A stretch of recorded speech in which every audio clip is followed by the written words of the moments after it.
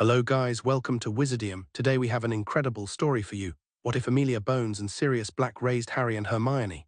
If you enjoy the video, please like and subscribe. Let's get into it. Chapter 1, The Trial That Changed Everything. The Wizengamot chamber smelled like old stone and older grudges. Amelia Bones had sat in these tiered seats for 7 years, and she had never once made the mistake of thinking that the people filling them were interested in justice. Justice was a word they used in speeches. What they were interested in, what they had always been interested in, was order, containment, the comfortable fiction that the right people were in charge and the wrong people were being punished. She smoothed the front of her robes, adjusted her monocle, and waited. The chamber was fuller than usual for a November morning. Word had gotten out, as word always did in the ministry, traveling through whispered conversations in lifts and knowing looks exchanged over cauldrons of terrible canteen coffee. Sirius Black was being processed, not tried, processed. There was a difference, and the difference was that one of them involved paperwork and the other involved the law, and the ministry, in the giddy aftermath of you-know-who's fall, was very interested in the former and deeply uninterested in the latter. Amelia had 3 inches of notes on her clipboard, and a particular set to her jaw that her assistant, a nervous young man named Perkins, had learned to recognize as the expression she wore before she did something that made everyone in the room deeply uncomfortable. The doors opened. They'd brought Black in chains. That was the first thing she noted, not standard ministry restraints but full aura-grade shackles, the kind they used for level 5 offenders. He was still wearing what he'd been arrested in, dark clothes gone grey with something that wasn't quite mud. He was 21 years old, and he looked like something that had been hollowed out and left to dry in the sun. His eyes were the strangest part of him. They moved constantly, tracking every exit, every face, every shadow, not the eyes of a guilty man savoring a last look at the world, but the eyes of someone who had learned, very recently and very violently, that the world could not be trusted to stay where you put it. Chief Warlock Dumbledore settled his half-moon spectacles and smiled at the chamber with the benevolent, faintly sorrowful expression Amelia had decided she distrusted more than almost anything else about him. "Gathered," he said, "to determine the appropriate disposition of Sirius Orion Black, who stands accused of the betrayal of James and Lily Potter to he who must not be named, and of the subsequent murder of 12 Muggles and 1 Peter Pettigrew." "Excuse me." Amelia's voice carried easily. She had spent years making sure it did. "Point of order, Chief Warlock." The chamber rustled. Dumbledore looked at her over his spectacles with an expression of patient, slightly theatrical surprise.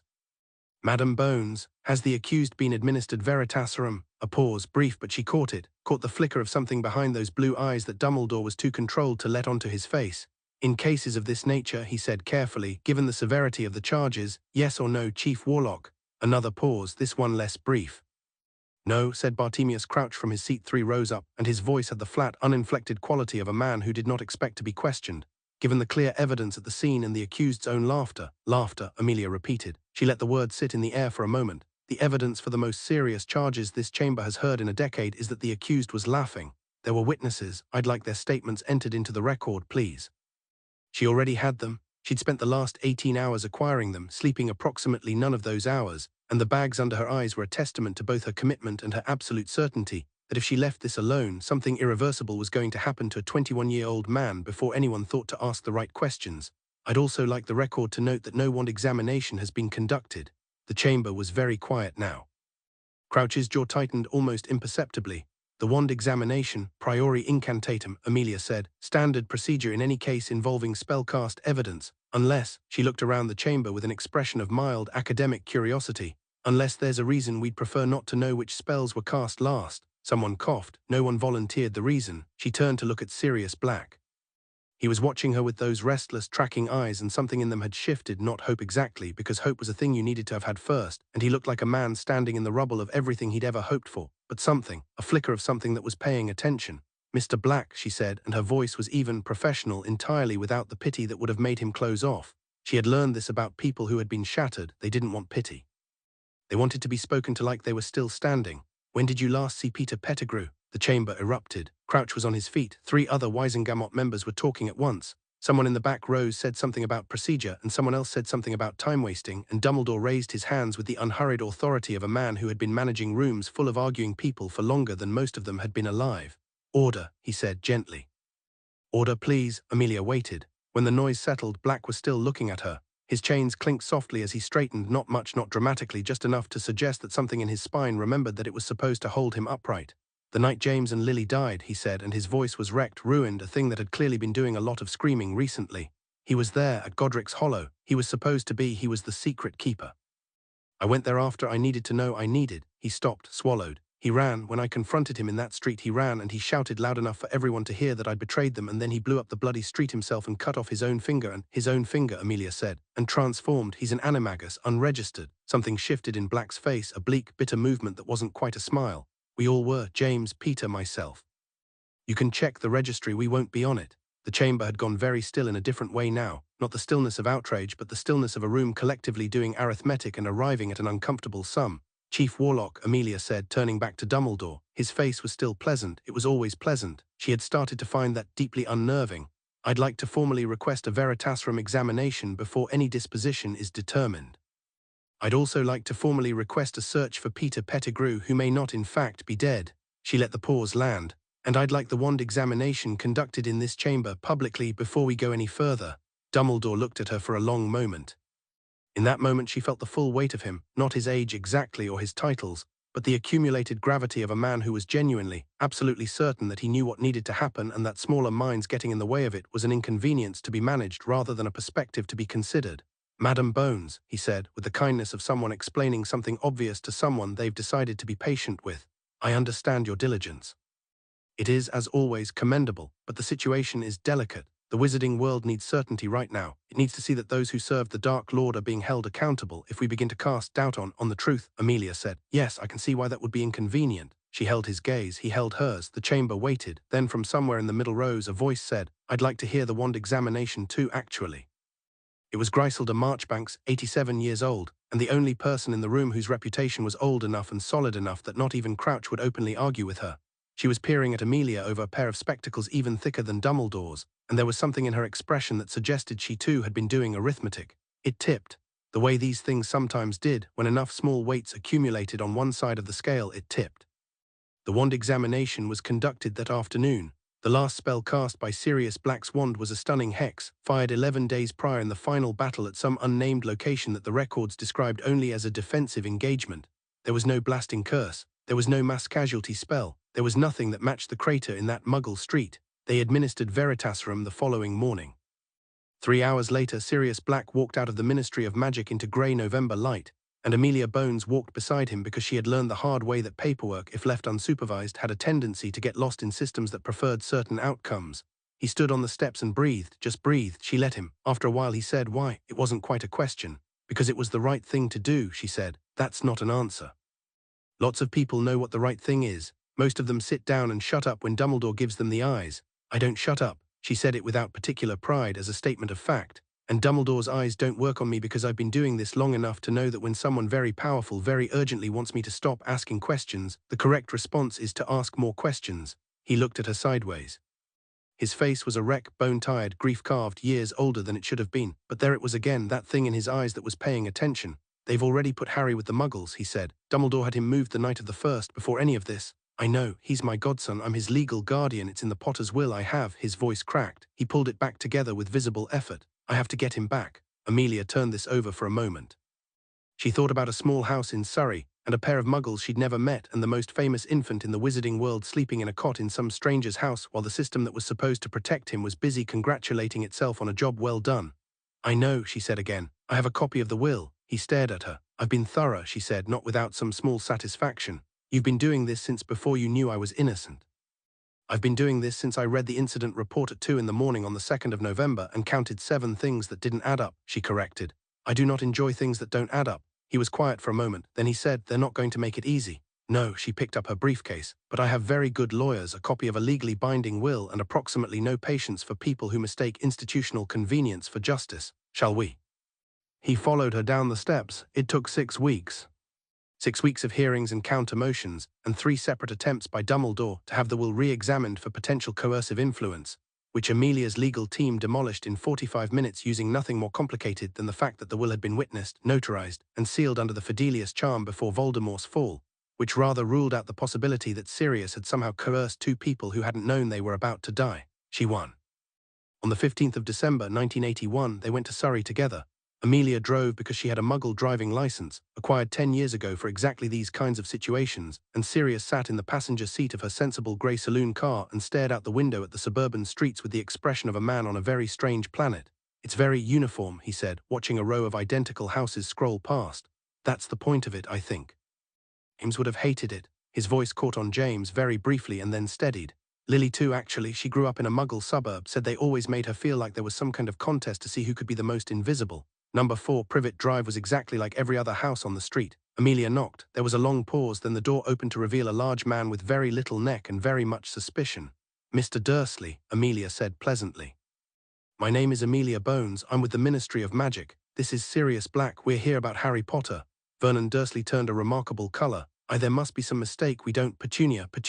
He retreated into the house bellowing his wife's name, and Amelia stepped inside with the calm assumption of someone who had a legal right to be there, which she did. Petunia Dursley appeared from the kitchen. She was thin and sharp-faced in a way that suggested she had always found the world disappointing and had decided to punish it back by being as tidy as possible. She looked at Amelia, looked at Sirius, and something moved across her face, not quite guilt, but its first cousin. "We've been taking care of him," she said quickly. "He's fine, he's perfectly—" "Where is he?" Sirius said. The tone of it cut through everything. Petunia blinked. She pointed, almost involuntarily, at the stairs. He was already moving. Amelia stayed downstairs with the Dursleys, which was a calculated choice on 2 levels. It kept them from interfering, and it gave Sirius whatever private moment was happening up those stairs. She could hear him, not words, but the soft sounds of someone discovering something. She focused on Vernon Dursley's increasingly florid attempts to explain that they had only taken the child as a favor. Really, they'd never wanted the disruption. It wasn't as though— "Thank you," Amelia said when Sirius came back down. He was carrying Harry. Harry Potter was 14 months old and had a scar on his forehead and enormous green eyes that were currently fixed on Sirius with the intense, suspicious attention of a small creature, deciding whether a large creature was safe. He had one fist wrapped in the front of Sirius's robes. Sirius was holding him like he was the most fragile and most essential thing in the world. His face was completely undone. "Right," he said. His voice was steady, his eyes were not. "Let's go." They went. Amelia's house was called Bones Manor only because that was what it had been called for 4 generations.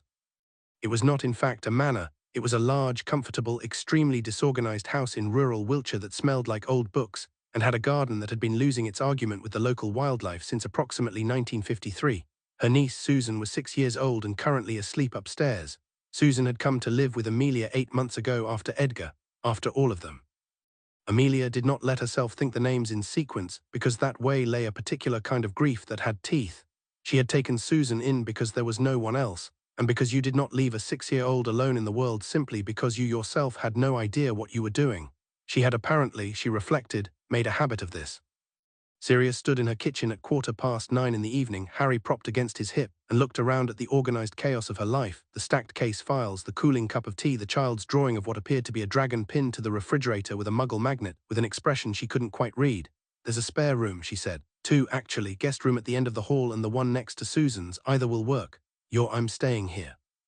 Unless you have somewhere else in mind." She filled the kettle. "Your family home is uninhabitable. You have no money yet. The black accounts are still frozen pending the resolution of the estate proceedings, which will take approximately 4 more months at the rate things are moving. You have no job. You have a 14-month-old child and no immediate support network." She looked at him. "And frankly, you look terrible." "Thank you. It's an observation, not an insult. You've been through something that would have destroyed most people, and you're upright and functional, which is more than the situation required." She put the kettle on. "My point is that you staying here, at least temporarily, is the practical solution. Susan is already here. Harry will have company. You'll have support." She said the last word a little stiffly, as though she wasn't entirely comfortable with it, which she wasn't. She was much better at providing support than naming it. Sirius looked at her for a long moment. Harry grabbed a fistful of his hair, apparently decided it was adequate, and let out a small sound of satisfaction. "Okay," Sirius said. "Yeah, okay." He sat down at her kitchen table and she made tea, and for a while they sat in the strange, tentative quiet of 2 people who had no idea what they were doing but had collectively decided to do it anyway. "I need to ask you something," Sirius said eventually. "Yes, Remus Lupin.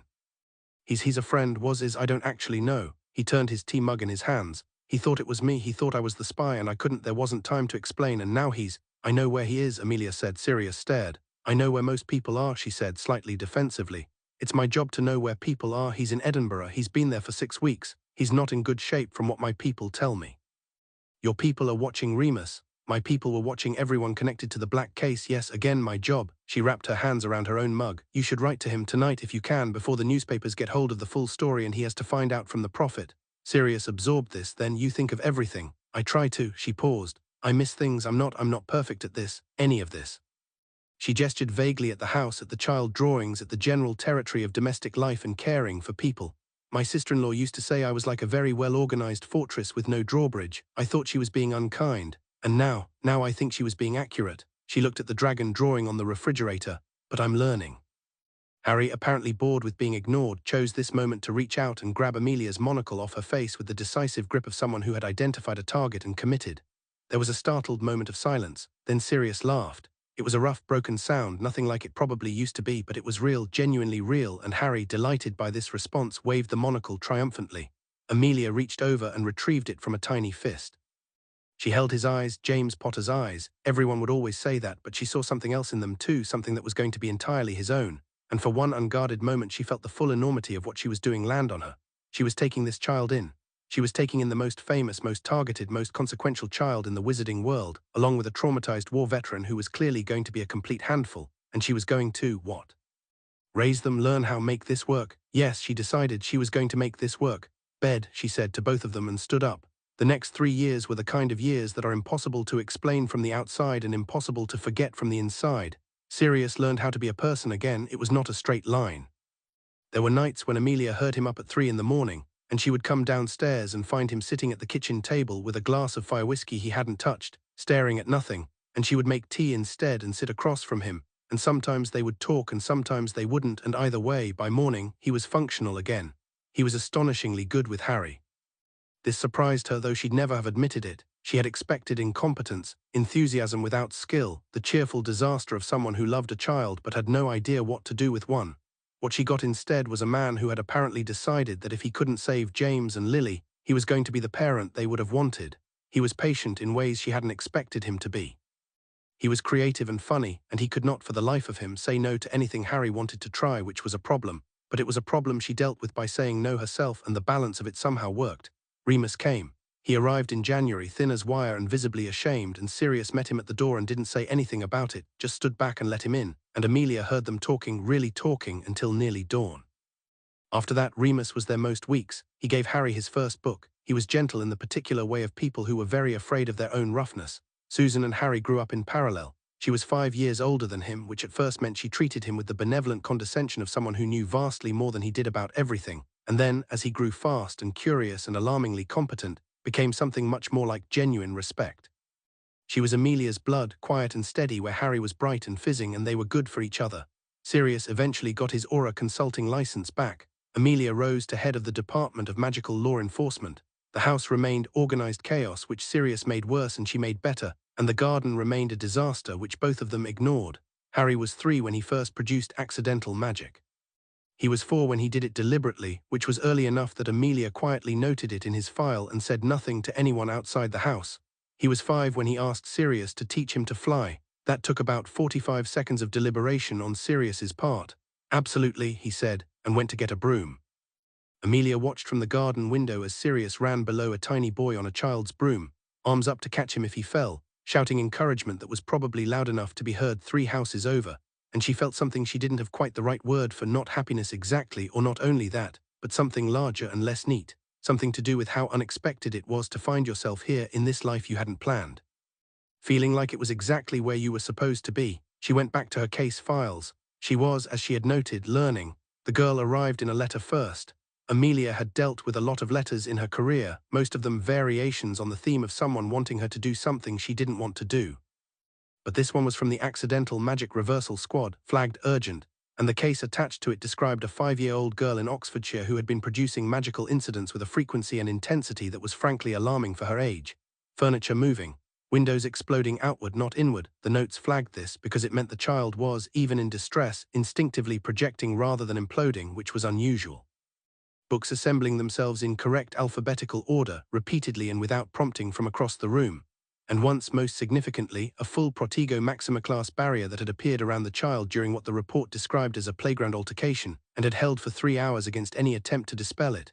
A Protego Maxima, from a 5-year-old, accidental. Amelia read this twice, then read it a 3rd time. The ministry's recommended response was suppression, temporary magical binding followed by obliviation of the parents, followed by monthly monitoring visits until the child was old enough for Hogwarts. This was the standard procedure for Muggle-born children whose magic was deemed uncontrollable. It was also, in Amelia's professional opinion, one of the more barbaric things the ministry did on a routine basis, which was saying something given the competition. She read the parents' names. Richard and Helen Granger. She read the child's name, Hermione Jean Granger. She thought about the Protego Maxima for a long time, then she picked up her cloak. The Granger house was a sensible, book-lined semi-detached in Oxford that immediately made Amelia feel considerably more charitable toward its occupants than she had expected to. Both parents were dentists, which she learned in the first 3 minutes and which explained a great deal about the daughter she suspected. They sat at their kitchen table and looked at her with the particular expression of Muggle parents who had been trying very hard to be rational about something that was fundamentally not amenable to reason. Helen Granger had dark curly hair and the measured, careful manner of someone who had spent a lot of time recently controlling her voice. The other people, she said, the ones who came before, they said they could suppress it, that it would be safer. It would be nothing of the sort, Amelia said. Magical suppression in a child with this level of natural ability causes long-term neurological damage. It also doesn't work for what it's worth. It simply delays and compounds. She folded her hands on the table. I need to tell you something about your daughter that the people who came before me probably weren't planning to tell you. They looked at her. She is exceptionally powerful, Amelia said. Exceptionally. The incident reports I've read describe abilities that most adult witches and wizards would struggle to replicate consciously. In your daughter, they're happening automatically. That's not a problem to be suppressed. That's something to be taught. Helen Granger exhaled very slowly as if she'd been holding that breath for weeks. Richard reached over and took her hand. How, he said. There is a school, Amelia said. She'll go there when she's 11. In the meantime, she paused, chose her words. I would like to propose something that is somewhat unorthodox. I have a household. Myself and a colleague and 2 children, a 6-year-old girl who is a witch, and a 5-year-old boy who is also showing considerable ability. Your daughter would benefit from being around other magical children in a controlled environment. She would benefit from understanding that what she has is not frightening but extraordinary. She looked at them steadily.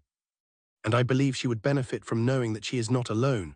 There was a long silence. Then Helen Granger said, could we visit before we decide? Of course, Amelia said. They came the following Saturday.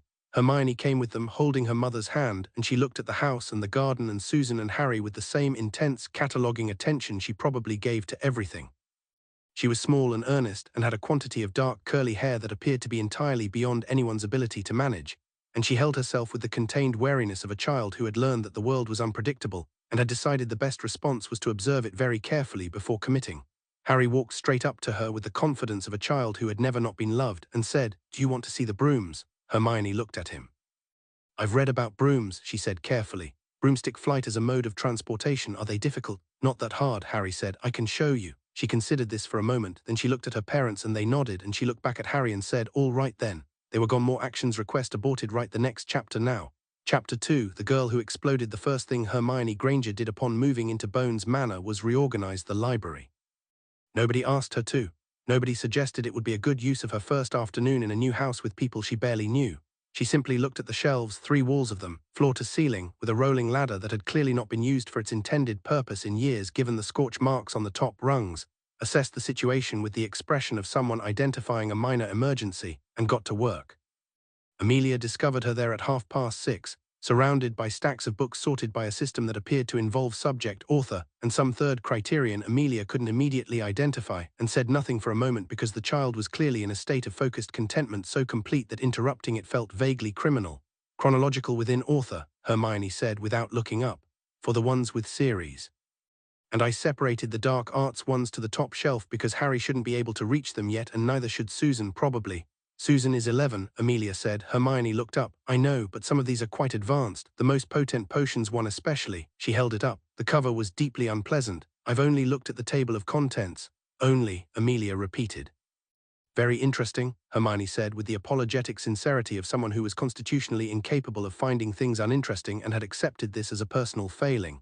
Amelia took the book, put it on the high shelf, and sat down cross-legged on the floor across from her, which surprised them both. She was not generally a sit-on-the-floor sort of person. Tell me what you know, she said, about magic, about what it is and where it comes from and what you think it does. Hermione stared at her. You want me to tell you what I know? I'm curious what you've worked out on your own. And Hermione Granger, who had spent 5 years being looked at sideways by adults who found her exhausting, who had learned to dial herself back and speak carefully and ask permission before enthusiasm, opened her mouth and didn't stop for 45 minutes. It was extraordinary. Not polished, she circled back, corrected herself, asked clarifying questions and then answered them before Amelia could respond, but the underlying framework was remarkable. She'd read Muggle physics texts and was applying them, imperfectly but creatively, to what she understood of what her body did when magic happened. She developed a theory about intentionality as the governing variable, which was not wrong. She'd identified from her own experience that emotional states modulated her output, which most adult wizards took decades to articulate. Amelia listened. She asked one question, then another. By the end, she was genuinely leaning forward. "Right," she said when Hermione finally ran down. "Here's what I can add to that." She taught her for 2 hours, not basic spells theory, foundations. The kind of thing Hogwarts wouldn't touch for years, because they preferred to hand children wands and see what stuck. Hermione listened with every cell of her body, and Amelia could see the information landing, connecting, building into architecture. When Sirius appeared in the doorway at 8:30 to say dinner had been ready for 20 minutes, he found them both on the floor with 3 books open between them and a very animated argument going on about whether magical intent was sufficient or whether physical action was a necessary component of complex spellwork. He looked at this scene. He looked at Amelia, who was gesturing at a diagram with a frankly unprofessional level of enthusiasm. "I'll keep it warm," he said, and went back to the kitchen. She settled in the way water settles into a new container, finding the shape of things, filling the gaps, becoming in a few weeks something that felt inevitable. Harry adored her immediately and without reservation.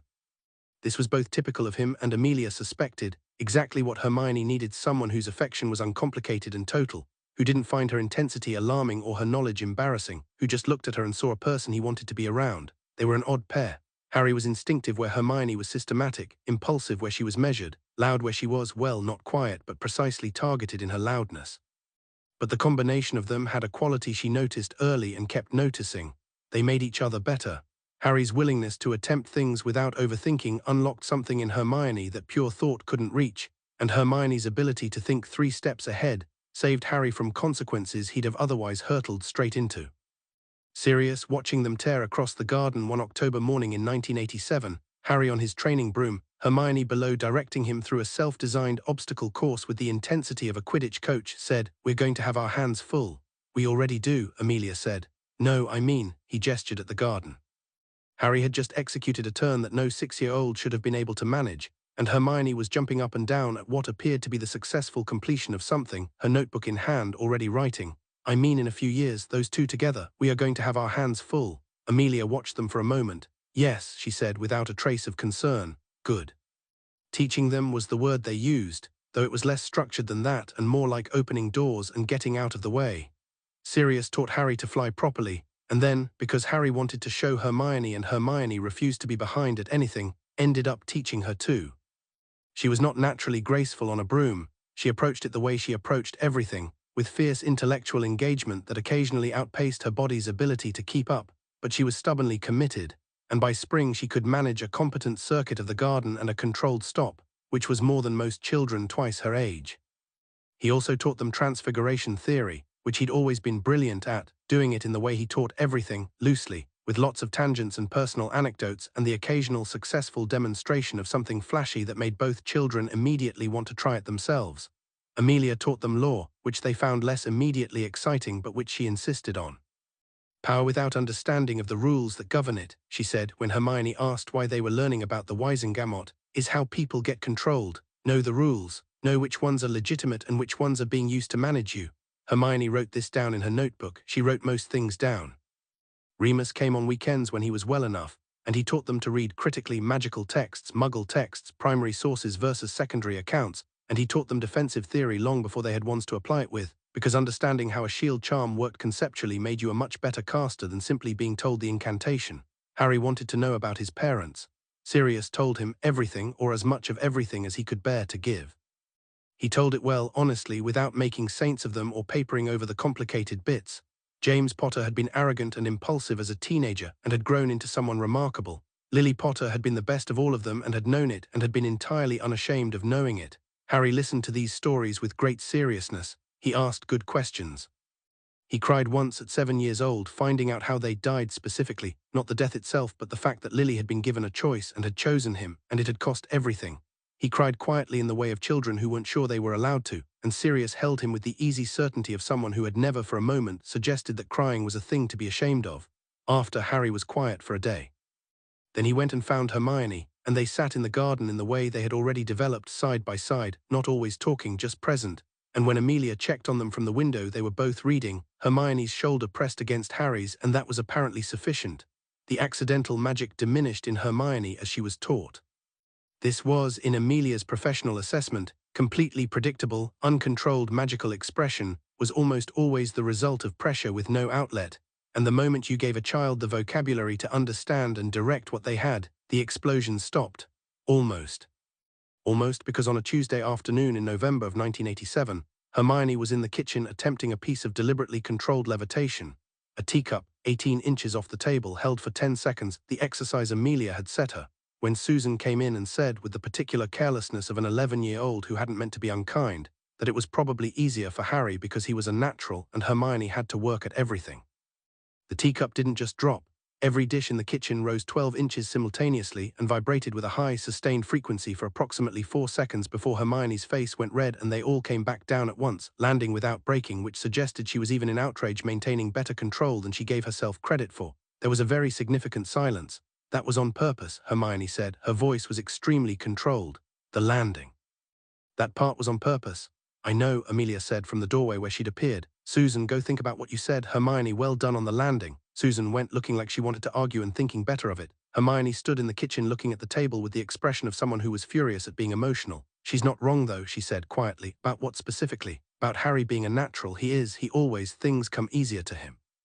He doesn't have to think about it the way I do. Amelia came and sat at the table, not on the floor this time, a kitchen chair pulled out with deliberate casualness. Tell me what it feels like, she said. When it works for you, Hermione frowned, like solving a problem, like when all the pieces fit and it clicks. And for Harry it's different. He just does it. He doesn't think, she gestured. Yes, Amelia waited, and I don't know which one is better, Hermione said, and it came out smaller than she'd intended and she pressed her lips together. Neither, Amelia said. They're different tools. Instinct gets you there fast. Understanding gets you there reliably in conditions where instinct fails under pressure that would overwhelm someone operating on reflex alone. She looked at Hermione steadily. I am not a naturally gifted duelist. I became a very good one because I understand the mechanics. Do you know who the best duelist I've ever seen in real conditions was? Hermione shook her head. Minerva McGonagall, who is, if you ask anyone who knew her at school, someone who worked considerably harder than her classmates. Amelia paused. And who is also, by objective measure, more powerful than most of them now. Hermione was quiet. Working at something, Amelia said, is not a consolation prize. It's how you build something that lasts. Hermione looked at her. Then she picked up the teacup, set it back on the table and levitated it again. 18 inches, 10 seconds. She held it for 20, then 30, then let it down so gently it didn't make a sound. I'm going to be better than everyone, she said, not as a boast but as a simple statement of intent, and went back to her notebook. Amelia allowed herself a small smile which she did not let Hermione see. The incident with the Malfoys happened in the summer of 1988. Harry and Hermione were 7. Amelia took them to Diagon Alley, which she did occasionally for what she called practical exposure, and what Sirius called teaching 7-year-olds to navigate a world that doesn't know what it's in for yet, a framing she found less alarming than it probably should have. They were in flourish and blots when Lucius Malfoy walked in with Draco.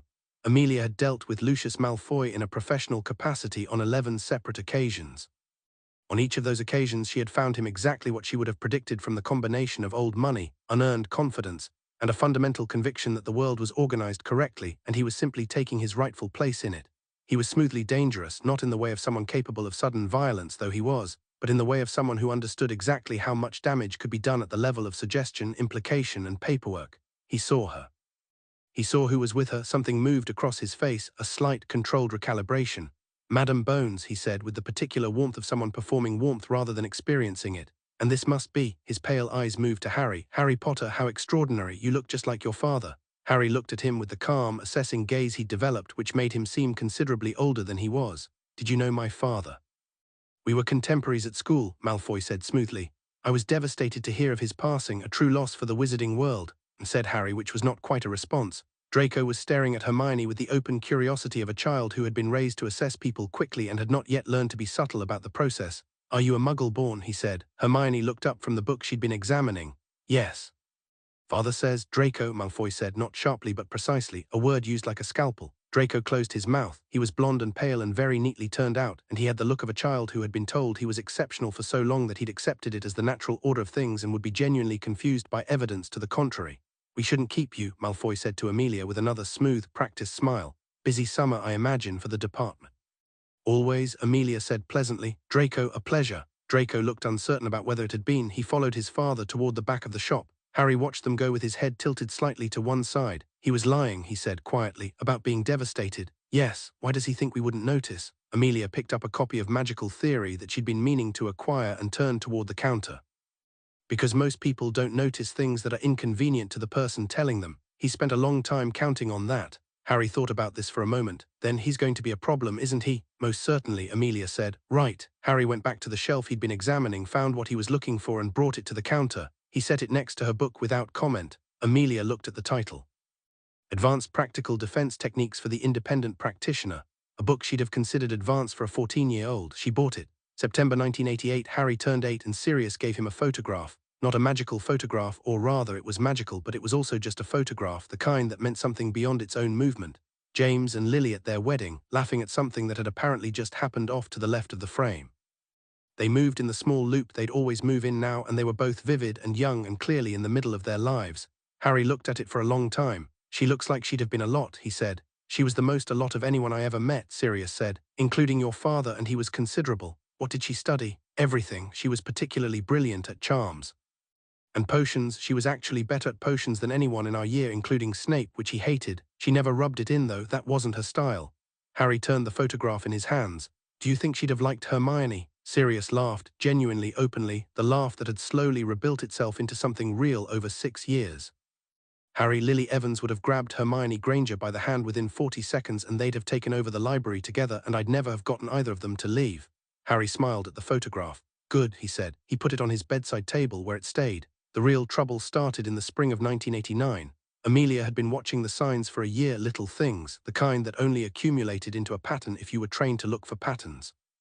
Unexplained magical disturbances in Albania, a ministry informant who'd gone quiet, 3 separate reports of compelled behavior in wizards who'd had no known Death Eater connections. She kept them in a file. She added to it. She said nothing about it at home because the children were 8 and some things needed to be known but not lived with yet, but Sirius noticed. He was sharper than people expected, people who'd met him and clocked the grin and the reckless energy and concluded there wasn't much underneath, which was one of the more significant mistakes you could make about him. He'd been an aura before everything. He still thought like one in the background all the time. He came into her office on a Thursday evening, sat down across from her desk and said, "Show me what you've got." She looked at him. He looked at her. She opened the file. He read it in silence. His face did something controlled and complicated while he was reading, and when he finished he sat back and said, "He's coming back." "Something is moving," she said carefully. "We don't know, Amelia." His voice was level. "Tell me what you actually think." She looked at the file. "I think something survived," she said. "I think Godric's Hollow wasn't a clean end. I've thought it for a while." Silence. "Harry's going to be in the middle of it," Sirius said. "Harry is going to be in the middle of it regardless of what we do," she said. "The question is what shape he's in when it starts." Sirius was quiet for a moment. She watched him work through it, could see the part of him that wanted to wrap Harry in every protective enchantment known to wizard kind, put him somewhere safe, never let anything touch him. Could see that part lose. "Right," he said. "Then we keep teaching him, both of them." "Yes. And we stop treating them like they're children who need to be protected from the world and start treating them like they're children who need to know what they're walking into." Amelia turned this over. It was not naturally her instinct. She tended toward information management, toward deciding what was appropriate at what stage, toward careful calibration of what people needed to know. But she thought about Harry at 8, watching Lucius Malfoy and saying he's going to be a problem, and she thought about Hermione at 7 saying I'm going to be better than everyone, and she thought that maybe the calibration she'd been doing was behind where they already were. "In age-appropriate language," she said. "Obviously," said Sirius, who was manifestly not the age-appropriate language type but understood why it mattered. They told them that Saturday morning at the kitchen table with tea and toast and Susan upstairs studying for her owls. Amelia laid it out, what she suspected, why she suspected it, what she thought it meant and what she didn't know yet. Harry and Hermione listened without interrupting, which was unusual for both of them and meant they understood this was serious. When she finished, Harry said, "So Voldemort might not actually be dead." Amelia noted, as she always did, that he said the name without flinching. He'd started doing that at 6 after Sirius had sat him down and explained that being afraid of a word was a way of giving whoever owned that word power over you, and Harry had said okay with the simple practicality of someone filing it as useful information. "Something of him may have survived," she said. "We don't know in what form or how stable it is." "Then we should find out," Hermione said. "That's yes," Amelia said. "That's broadly what we're trying to do. I mean, we should help," Hermione said. "Harry and we should be part of finding out." "You're 8, Sirius said. "I know, but I'd rather know what's happening and be part of dealing with it than be protected from it until it arrives." She looked at Amelia with the directness that had always reminded Amelia of something she couldn't quite name and had recently identified as herself. "Wouldn't you?" The silence stretched. "Fair point," Sirius said. "Don't tell her she made a fair point," Amelia said automatically, then caught herself, looked at Hermione. "You made a fair point." Harry looked between them with enormous satisfaction. The last month of the chapter exists in fragments, the way the best months always do because you're not watching yourself live them, you're just living. Susan leaving for her 6th year, kissing Amelia on the cheek and ruffling Harry's hair, and telling Hermione to please stop writing her essays so long that they needed separate indexes, though she didn't actually mean it, which Hermione knew. Remus bringing a new book each month, defense, theory, history, and the four of them spending Saturday afternoons in the library arguing about magical history, with the productive intensity of people who all had opinions and weren't shy about them. Sirius getting his full aura credentials reinstated, which he didn't make a big deal of but which meant something in the set of his shoulders, some final piece of himself restored. Harry and Hermione on the roof of the garden shed at dusk, which they weren't supposed to be on but which Sirius hadn't actually forbidden, technically, lying on their backs looking at stars while Hermione tried to teach Harry the constellations, and Harry renamed all of them to things he found more interesting. Orion became the broomstick, Cassiopeia became the arguing ladies. Sirius, Harry said, finding the star because this was a habit they had. That one you know. Always know that one. He was quiet for a moment. Hermione, if Voldemort does come back, are you scared? A long pause, honest consideration, not false bravery. Yes, she said. A bit, are you? A bit, he agreed. Another pause. But we're not going to be alone, she said. That's different from being scared alone. Being scared with people who are also scared and also going to do something about it is basically just, she searched for the word, being prepared. Harry thought about this. You made that sound much better than it probably is. I know, but I also believe it. He was quiet.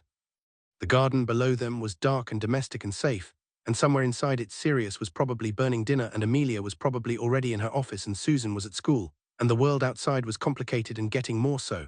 Me too, Harry said. Above them Sirius glittered cold and steady in the September sky the way it always had, which had once just been a star and now was also always a name.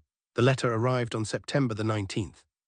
Not Hogwarts, too early for Hogwarts. This was a Ministry Owl, official grey, and it landed on the breakfast table next to Amelia's tea with the slightly self-important air of Ministry Owls. She opened it, read it, set it down. What? Sirius said. She looked up. Both children were watching her with the calibrated alertness they had developed, the thing where they could read the quality of her silences.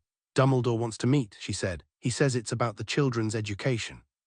Been quiet for 2 years, Sirius said. Yes, Amelia turned her teacup in her hands, which is not the same thing as inactive. Harry looked at Hermione. Hermione looked at Harry. Some rapid, wordless communication happened in the way it always did with them, the shorthand of two people who had spent 4 years learning each other. Are you going to go? Hermione asked. Yes, Amelia said. I want to know what he wants. We are coming, Harry said. Absolutely not, Amelia.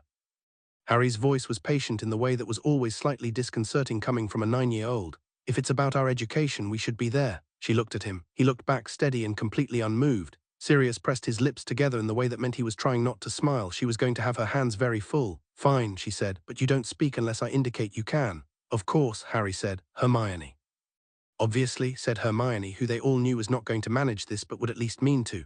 Amelia picked up the letter and composed her reply. Outside, the September morning was golden and ordinary and the garden was still arguing with the wildlife, and somewhere in Albania or beyond it, something that refused to die was doing what it had always done. Waiting. Chapter 3, Letters and Lions. The Hogwarts letters came on a Tuesday.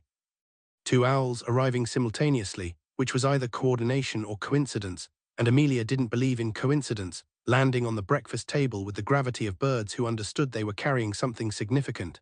Harry's owl was tawny and self-possessed. Hermione's was a great grey that was almost comically large relative to the letter it was carrying and seemed to know it. Harry picked his up, turned it over, and looked at the Hogwarts seal with an expression that was thoughtful rather than excited. Hermione had already opened hers and was reading with the focused intensity she brought to everything, and then she read it again, and then she set it down and said, "The book list is shorter than I expected." "Good morning to you too," Sirius said. "No, I mean there's so much they're not including. Look." She pushed her letter across the table toward Amelia, pointing. First-year transfiguration, first-year charms, basic potions. We've been doing intermediate transfiguration for 8 months. The curriculum is designed for children who haven't had any instruction, Amelia said and drank her tea. You'll be ahead. The question is what you do with that. Use it, Harry said immediately. Obviously use it, Hermione said. She frowned at the book list. I want to know how far ahead. Far, Sirius said. How far is far? Sirius looked at Amelia over his coffee. Amelia looked back. A brief married sort of communication happened, which was funny given that they weren't married and had never discussed the possibility, though Susan had made a comment about it at Christmas that had caused Amelia to leave the room at a pace she would characterize as dignified and Sirius would characterize as fleeing. Far enough that Hogwarts will notice, Amelia said. Far enough that you'll have time and space to learn things the curriculum doesn't cover. Don't use it to coast, use it to go deeper. Harry was still looking at his letter. It says sorting is the first night. How does it work? The hat, Sirius said, talks to you, you talk back, it decides. What did it say to you? Told me I was brave and loyal and would have done well in Slytherin. Sirius grinned. I told it where to put that suggestion, it put me in Gryffindor. You argued with the hat, Hermione said. I had a conversation with it. You argued with the hat. It started it. Harry set his letter down. What if it wants to put one of us somewhere we don't want? Tell it, Amelia said. The hat takes your preferences into account. It's not an assignment, it's a conversation with someone who knows more than you do about your own potential. Listen to it, then make your case. Have you thought about what house you want? Harry asked Hermione. She had clearly thought about it extensively and had also clearly been waiting for someone to ask. Gryffindor, she said, though I'd also be suited to Ravenclaw by the standard criteria. But I think I make decisions based on what I believe is right more than I make them based on what's intellectually interesting, and Gryffindor is more consistent with that. Also, she added, you'd be in Gryffindor. You don't know that. You'd be in Gryffindor, she said with absolute certainty. She was right, obviously, but Harry was quiet for a moment and then he said, do you know what Remus told me about the house system last month? What, that the sorting happens at 11 when you're still mostly the person your circumstances made you, not the person you're choosing to become, and that it's worth thinking about which one of those people you want the hat to see. Amelia set her teacup down. She was going to have to tell Remus to stop being so perceptive around them. It was making her look less perceptive by comparison. Gryffindor, Harry said then, as if settling something. Obviously Gryffindor, Hermione said. Diagon Alley the week before term was its usual organized bedlam, elevated this year by the particular frenzy of first years who hadn't been before and the parents of first years, who were managing their own anxiety by buying things. Amelia moved through it with purpose. Sirius moved through it the way he moved through most things, slightly ahead, slightly distracted, stopping to look at things in windows, requiring management. Harry and Hermione moved through it the way they always did in public, closed together, observant, taking everything in. Ollivander's was first. Garrick Ollivander looked the same as he always did, which was ancient in a way that seemed to precede categories. He looked at Harry over the tops of his fingers and said, Harry Potter, in the tone of someone who had been expecting this appointment for a decade. Mr. Ollivander, Harry said. The measuring tape got to work. Harry tried 11 wands, holly, mahogany, ebony, various cores, various lengths, and Ollivander handed each one over with the detached interest of a scientist running trials. 11 times something didn't happen. The 12th wand was holly, 11 inches, phoenix feather.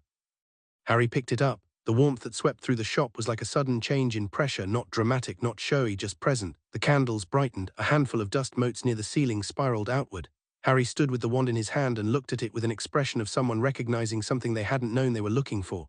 Curious, Ollivander said. What? Harry said. That wand. The phoenix who gave the feather for the core gave only one other.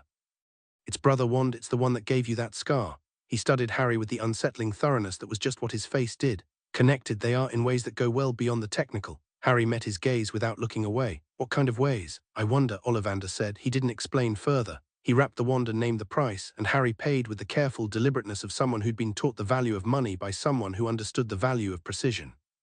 Hermione's wand took 4 tries. Vine wood, 10 3/4 inches, dragon heartstring. When she picked it up, the reaction was different, not warmth, but a kind of focused clarity, like a room coming into resolution from a blur. She looked at her wand the way she looked at the answer to a problem she'd been working at for a long time. Strong-willed, Ollivander said. He was watching her with an expression that was different from the one he'd given Harry, still interested, but more like a mathematician who'd encountered a particularly elegant proof. The vine wand is not a patient tool, it doesn't work for those who aren't certain of themselves. I'm certain of myself, Hermione said. Yes, he said. You are quite, that will be 10 galleons, 9 sickles. She paid. They met Sirius and Amelia outside, and Amelia looked at both their expressions and said, Wands in your pockets, don't get them out in the street. He said Harry's wand is connected to Voldemort's, Hermione said immediately. I know, that means, I know what it means. Amelia touched Hermione's shoulder briefly, not a hug, not a reassurance, just contact, acknowledgement. We'll talk about it tonight, for now, flourish and blots. The Hogwarts Express smelled like old steam and chocolate, and the particular anxiety of beginning. Platform 9 3/4 was chaos of the best kind, families and owls, and tottering stacks of luggage and a general atmosphere of something important about to happen. Amelia and Sirius stood with them on the platform, and for a moment nobody said anything that needed to be said. Sirius pulled Harry into a hug first, and Harry let him, and it lasted slightly longer than either of them would have admitted to planning. Then Sirius grabbed Hermione in the same hug, and she made a sound of protest about being 11 and receiving hugs on public platforms, but she hugged him back fiercely. Amelia hugged Harry, who was briefly surprised by it in the way he sometimes still was, even after 9 years, which she planned to fix. She held his shoulders and looked at him. Your parents would be, she started again because she'd never been the kind of person who used other people's pride as a substitute for her own. I'm proud of you, go show them what you know. Harry's smile did something complicated. She turned to Hermione and didn't say anything for a moment, because Hermione was looking at her with the expression she sometimes had, the one that contained all of it. The Oxford house and the kitchen floor and the books and the arguments and 4 years of being known, really known, the way she hadn't been before. Don't let anyone make you small, Amelia said. Obviously, Hermione said, and her voice was mostly steady. They got on the train. Amelia and Sirius stood on the platform and watched the Hogwarts Express build up steam. She was not a person who cried in public. She was aware that she was putting a considerable amount of effort into not doing so, which told her something about what had happened to her in 4 years that she was choosing not to analyze on a crowded platform. Sirius put his hands in his pockets. "We did all right," he said. "We did," she agreed. The train moved. They watched it go. It turned a curve in the track and then it was gone, and the platform settled into the quieter bustle of people heading back to their lives, and Sirius said, "Right, pup, it's 11:30 in the morning. Hypothetically, for later. Go home, Sirius." "Yes, right." He didn't move immediately, neither did she. "They're going to be extraordinary." "They already are," she said, and she picked up her briefcase and they went. The sorting was not what Dumbledore expected. He had been watching for Harry Potter since the 1st of November 1981, which he would never have described in quite those terms, but which was factually what it was. He had been managing the situation for a decade, managing Amelia Bones's acquisition of guardianship, which he had not been able to prevent without making himself too obviously the obstacle, managing the public narrative, managing what information reached the school and what didn't. He sat at the staff table and watched the first years file in and found Harry immediately, James's face, Lily's eyes, too tall for his age, moving through the crowd with the easy confidence of someone who had grown up being told he was capable and had believed it. That was different. He had expected something more like vulnerability, more like a child who needed guidance, who would be grateful for it. The girl beside him, Granger, the muggle-born who'd been living with Bones, moved with the same ease, which was more surprising. She was whispering something to Harry, both of them looking around the great hall with the interested assessment of people cataloguing an environment rather than being awed by it. The hat sang. The sorting began. When they called Granger, Hermione stepped forward and sat down, and the hat dropped over her eyes, and there was a pause, longer than most of the first years, which usually meant the hat was having a conversation. It came off after 40 seconds. "Gryffindor," polite applause from the Gryffindor table. She sat down and immediately pulled her sleeve back down. She'd pushed it up while she was waiting, the habitual gesture of someone anxious, and she smoothed it with the composed air of someone deciding not to be anxious anymore. Then Potter, Harry. The great hall went still in the particular way it did when something everyone had been waiting for finally happened. Whispers ran along the tables like wind across grass. Harry walked forward with his hands in his pockets and sat down, and the hat fell over his eyes. 22 seconds. "Gryffindor." The Gryffindor table erupted. The rest of the hall applauded with varying degrees of enthusiasm. Harry pulled the hat off, handed it back to Professor McGonagall with a nod of thanks that made her blink, and walked to the Gryffindor table and sat next to Hermione. "Well," Hermione said.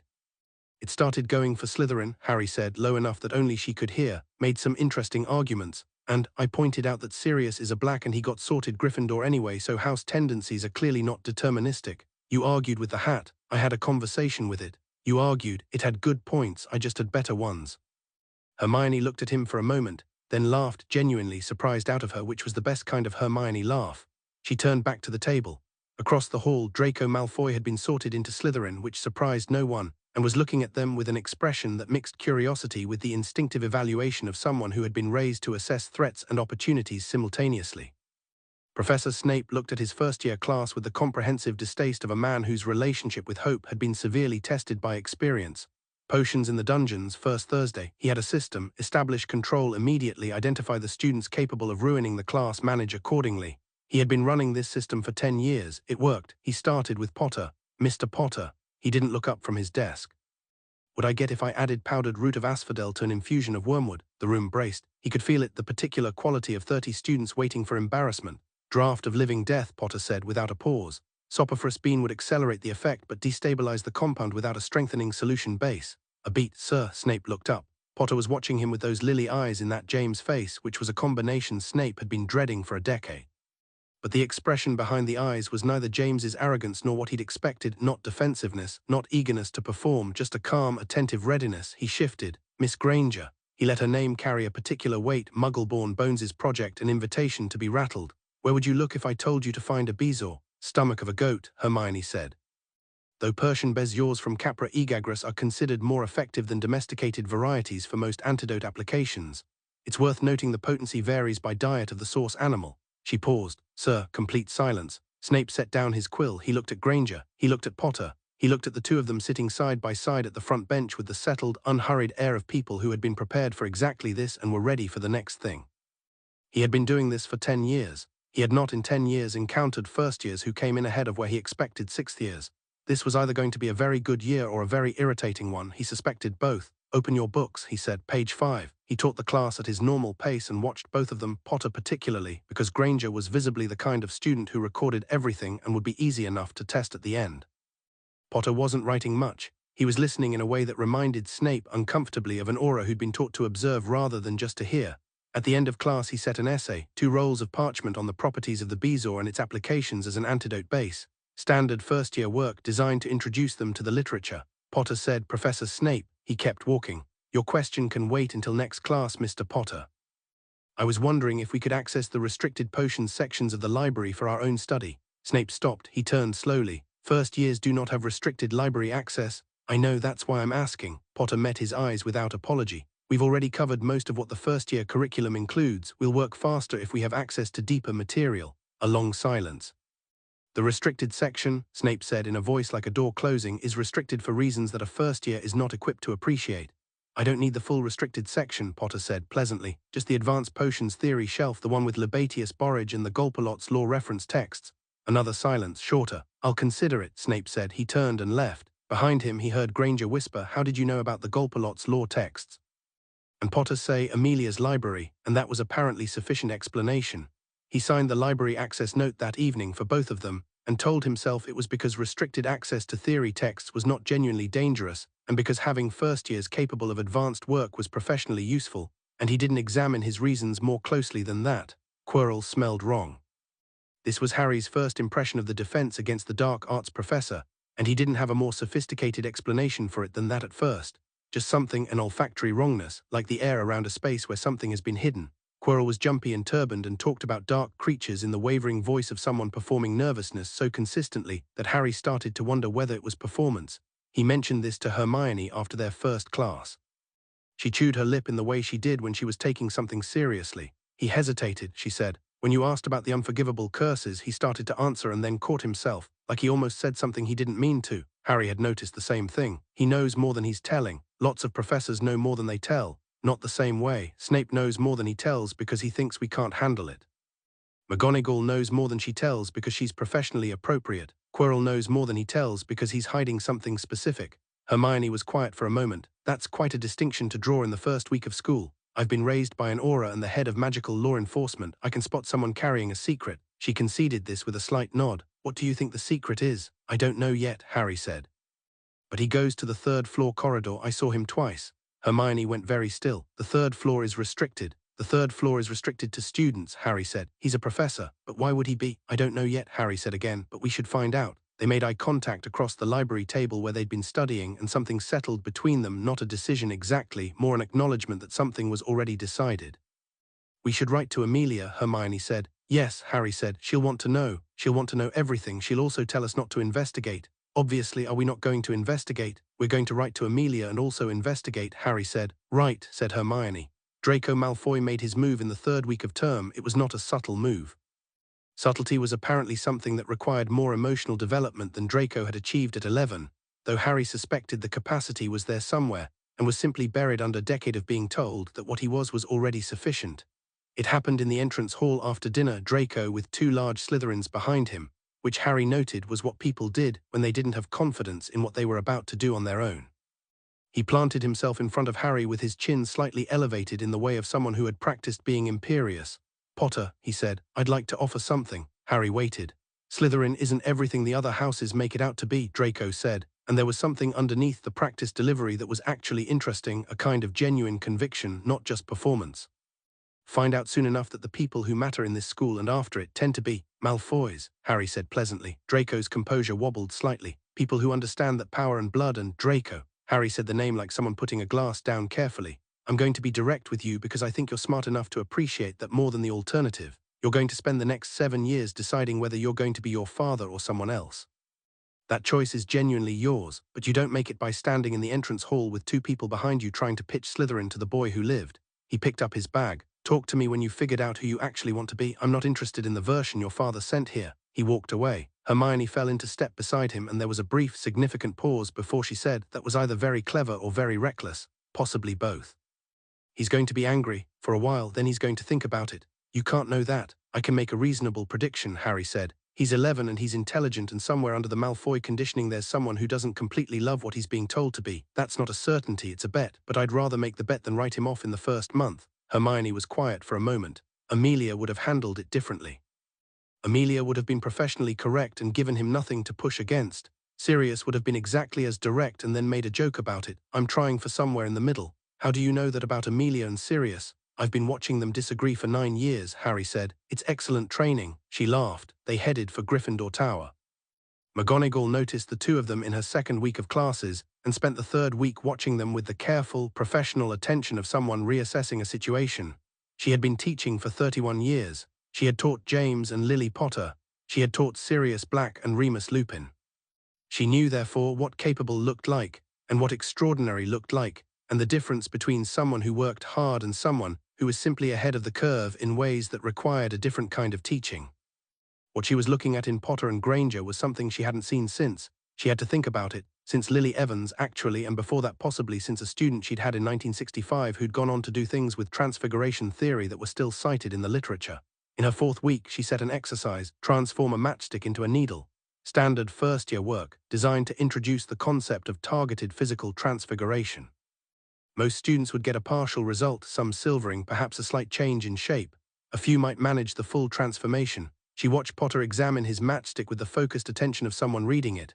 Then he tapped it with his wand and it became a needle. Not a rough needle, not a matchstick with silver coating, a needle. Perfect, functional, including the eye. He looked at it. Then he transformed it back into a matchstick, and then into the needle again, and then said, "Professor McGonagall, can I try something?" She came over. "Yes, I want to try a more complex transformation, not just shape and material, function." He held up the needle. "Can I ask what the theoretical limit is for first transformation depth?" "The theoretical limit," she said carefully, "for a first-year student performing their first intentional transfiguration in a classroom setting is this." She indicated the needle. "I mean in general." She looked at him. She looked at the needle. She pulled up a chair and sat down, which was not something she did in class, and said, "Tell me what you mean by function." He explained. It was a reasonably sophisticated conception of transfiguration's relationship to inherent object properties, the gap between transforming something's appearance versus its nature. She had not encountered this framing from a student until 5th year typically. Across the room, Granger had transformed her matchstick, examined the result, found it insufficient, redone it 3 times, and was now writing notes with the focused intensity of someone documenting experimental data. "Stay after class," McGonagall said to Potter, and stood up and went to look at what Granger was writing. She stayed late herself that afternoon. She wrote 3 pages of her own notes. She also wrote a letter to Amelia Bones because she was a practical woman, and the question of what to do with 2 students who had outpaced the first-year curriculum by the 4th week of term was one she suspected required a conversation. The letter from home came on a Thursday, 2 weeks into term. Sirius's handwriting, she would always know it, slightly too large, occasionally spelling things wrong in ways that suggested he was writing fast and didn't care, and it said, "Harry and Hermione, Moony is coming for Christmas, so start thinking about what you want to eat that isn't edible by Amelia and edible by me," which leaves a fairly narrow corridor. "The garden ate the gnomes this year, we think. The ministry has a situation in Glasgow that Amelia isn't allowed to tell us about, but which I have correctly guessed from the quality of her silences. She says to tell you she's proud, and she wants your first potions essay by owl post. Write back, don't do anything I wouldn't do. Serious PS. Amelia says that last line is irresponsible instruction. I maintain it's a reasonable standard of reference." Harry read it twice and handed it to Hermione, who read it and said he knew she'd comment on it and said it anyway. "Of course he did. Why does he do that?" "Because it makes her talk to him," Harry said, as if this were obvious. Hermione considered this. "Oh," she said then. "Oh, they're exhausting," Harry said fondly. "They're brilliant," Hermione said, and handed back the letter. He folded it carefully and put it in his bag next to his mother's photograph. The troll was the ministry's fault. This was Amelia's opinion, formed on the 2nd of November when the incident report crossed her desk, because someone had clearly failed to adequately secure the wards at Hogwarts against exactly this kind of breach, and she had opinions about whose responsibility that was, but that was a problem for next week. The immediate problem was that the incident report said Harry Potter and Hermione Granger had been involved in the containment incident, Troll, Mountain, Girls' Bathroom, Level 1, and Amelia read this report with the increasingly specific focus of someone who had received bad news and was choosing to process it by establishing the facts. The facts, as she established them from 3 separate witness accounts and McGonagall's summary, were as follows. Hermione had been crying in the bathroom when the troll arrived. Harry had gone looking for her when she didn't come to the feast, found her, and the troll found them both. Harry had levitated the troll's club and dropped it on its head. Hermione had supported with a Wingardium Leviosa executed under what the report described as considerable physical pressure, meaning, while a mountain troll was actively trying to destroy the room she was standing in, both fine, troll incapacitated. McGonagall and Quirrell and Snape had arrived to find both children standing in the rubble, somewhat dusty, apparently in good health. Amelia sat with this information for a while. Then she wrote 2 letters, one to Harry, one to Hermione, and both of them said the same thing: "You're fine, you were prepared, we'll talk at Christmas. Well done." Sirius wrote a 3rd letter that she didn't see in advance, which probably contained something much more exciting. She was right. His letter said, "I need the full story. I have already told the version I'm imagining to Remus, and he says it's probably 40% accurate, which I think is generous." Write back immediately. "I'm extremely proud. Don't tell Amelia that last part, she'll think I'm encouraging recklessness."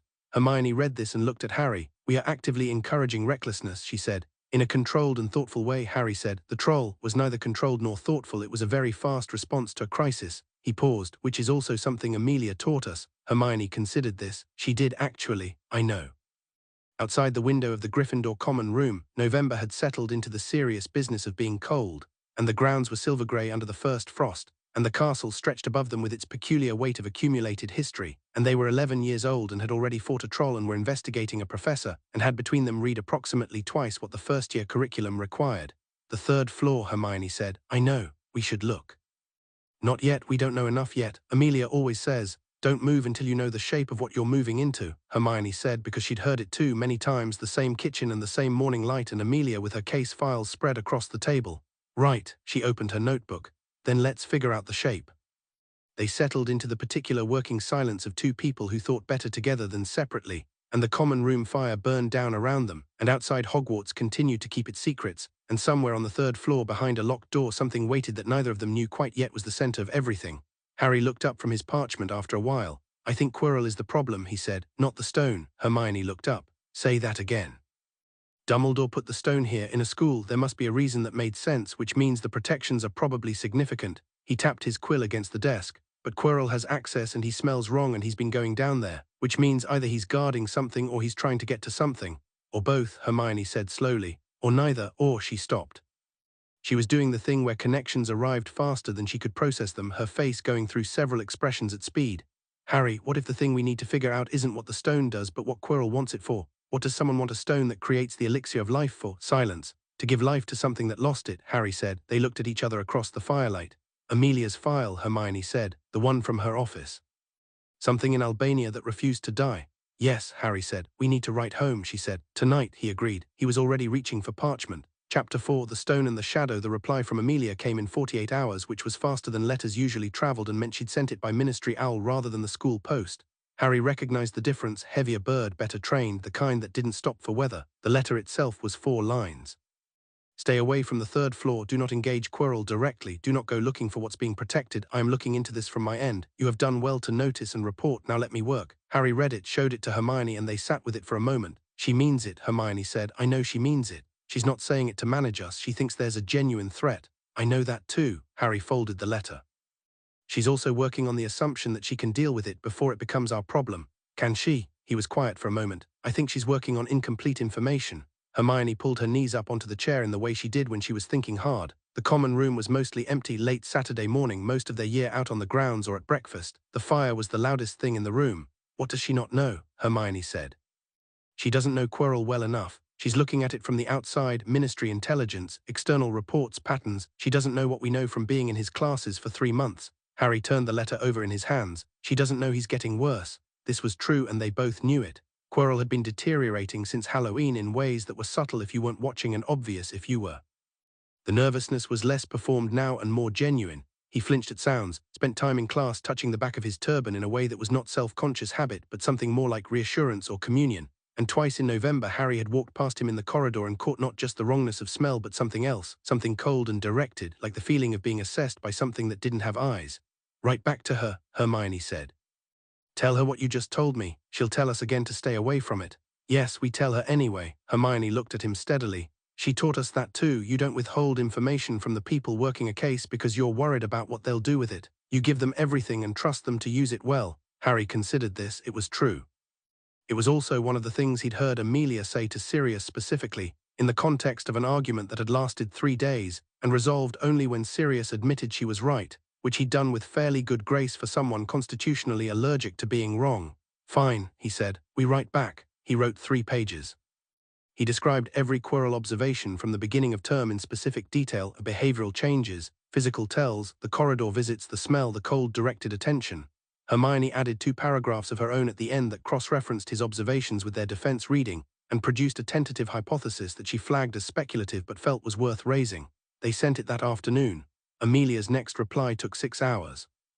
It said, "Stay away from the 3rd floor, this is no longer a request." And then at the bottom, in handwriting that was slightly less controlled than her usual, "You are both very observant and I am deeply annoyed about it. Tell no one, not even McGonagall, especially not Dumbledore." Harry read the last line 3 times. "She doesn't trust Dumbledore," Hermione said. "She's never fully trusted Dumbledore," Harry said. "She thinks he's operating on a separate agenda." "Do you think she's right?" Harry thought about the meeting they'd attended at 9 years old, sitting in Dumbledore's office at the Ministry, while the old wizard had talked to Amelia with the patient, strategic warmth of someone trying to consolidate a narrative. He thought about the way Dumbledore had looked at him, not unkindly, but with the particular quality of someone seeing a piece in a game they were managing rather than a person they were meeting. "Yes," he said. December arrived, and with it a frost that turned the castle grounds into something from a picture book, and made the walk to herbology genuinely unpleasant. They went home for Christmas. Sirius met them at King's Cross before Amelia, which meant they got the version of the story first that involved more enthusiasm and less measured assessment. He pulled Harry into one of his unguarded hugs in the middle of the station, and said, "I've missed you," without any of the self-conscious awkwardness some adults brought to expressing it, and then grabbed Hermione's bag without asking, and said, "You look taller," to which she said, "I am taller, 2.3 centimeters since September I measured," to which he said, "Of course you did." Amelia arrived 7 minutes later, still in her work robes, monocle slightly askew, with the expression of someone who had been in 3 back-to-back meetings and had physically walked out of the 3rd one. She looked at Harry for a moment as if checking something. "In one piece," she said. "In one piece," he confirmed. She put her hand briefly on his shoulder, the same way she'd done at platform 9 3/4, and then did the same to Hermione, and that was that. In the car on the way home, Sirius driving, which was always an experience, Amelia in the passenger seat with the particular posture of someone who had long since decided to trust a process she couldn't control, Harry said, "Tell me what you know about Quirrell." Amelia was quiet for a moment. "When I'm ready to tell you something, I'll tell you," which means you know more than the letter said. "It means I'm still gathering. But you think I'm right about what's driving him?" Another pause. Sirius glanced at her sideways from the driver's seat and said nothing. "I think your hypothesis is plausible," Amelia said carefully. "I think the situation at Hogwarts is more urgent than Dumbledore has allowed the broader community to understand. I think," she stopped, "I think there are things happening that I want to have better information on before we discuss them." "At Christmas," Hermione said. "You'll tell us at Christmas." Amelia looked at her in the rearview mirror. "You're 11. "We know," Harry said. "We noticed, but we're also the ones in the school with it." The silence that followed had a specific texture to it, the texture of someone revising what they'd been planning to say. "At Christmas," Amelia said. Christmas at Bones Manor had an established rhythm by now. It had taken a few years to build. The first one had been awkward in the way of people who weren't sure how much space they were allowed to take up in each other's lives. But by Harry's 5th Christmas it had settled into something that felt, without anyone having declared it, like the way things were. Remus arrived Christmas Eve, bringing wine for Amelia, a book for Hermione, and a Muggle football for Harry, which was a private joke between them that no one else fully understood. He was better than he'd been last year, healthier, less hollowed, teaching at a Muggle evening school in Edinburgh that gave him structure and company, and required nothing of him that he couldn't give. He and Sirius spent an hour in the garden doing something that sounded like it was an argument, and was probably just how they talked to each other. Susan came home with a boy she hadn't mentioned, which sent Sirius into immediate Big Brother mode that he had absolutely no standing to occupy but fully occupied anyway, until Amelia said his name in the tone that stopped things, and he retreated to the kitchen to make tea and mutter to Harry, who sat on the counter and listened to the muttering with the patient amusement of someone who had heard many variations of it. Christmas morning was presents and breakfast, and the particular chaos of a house with 4 people who all had strong opinions about food, resolved by Remus doing most of the cooking because he was the only one who combined competence with willingness. Harry got books from Amelia, a new broom maintenance kit from Sirius, and from Remus a slim volume of Muggle poetry that had a note inside saying, "Because understanding what other people find beautiful is one of the forms of power." Hermione got books from everyone, which she received with the unironic delight of someone for whom this was the perfect gift, and a new potions kit from Amelia, and from Sirius a pair of dragon-hide gloves that he said were for practical purposes, and which she suspected were also because he'd found them and thought they were excellent.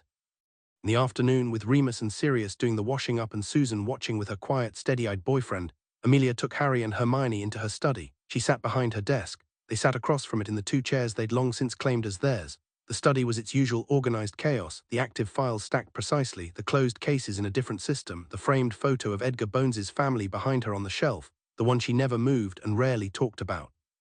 "Here's what I know," she said. She told them everything. Voldemort's survival, the theory, the evidence, the form she believed it had taken.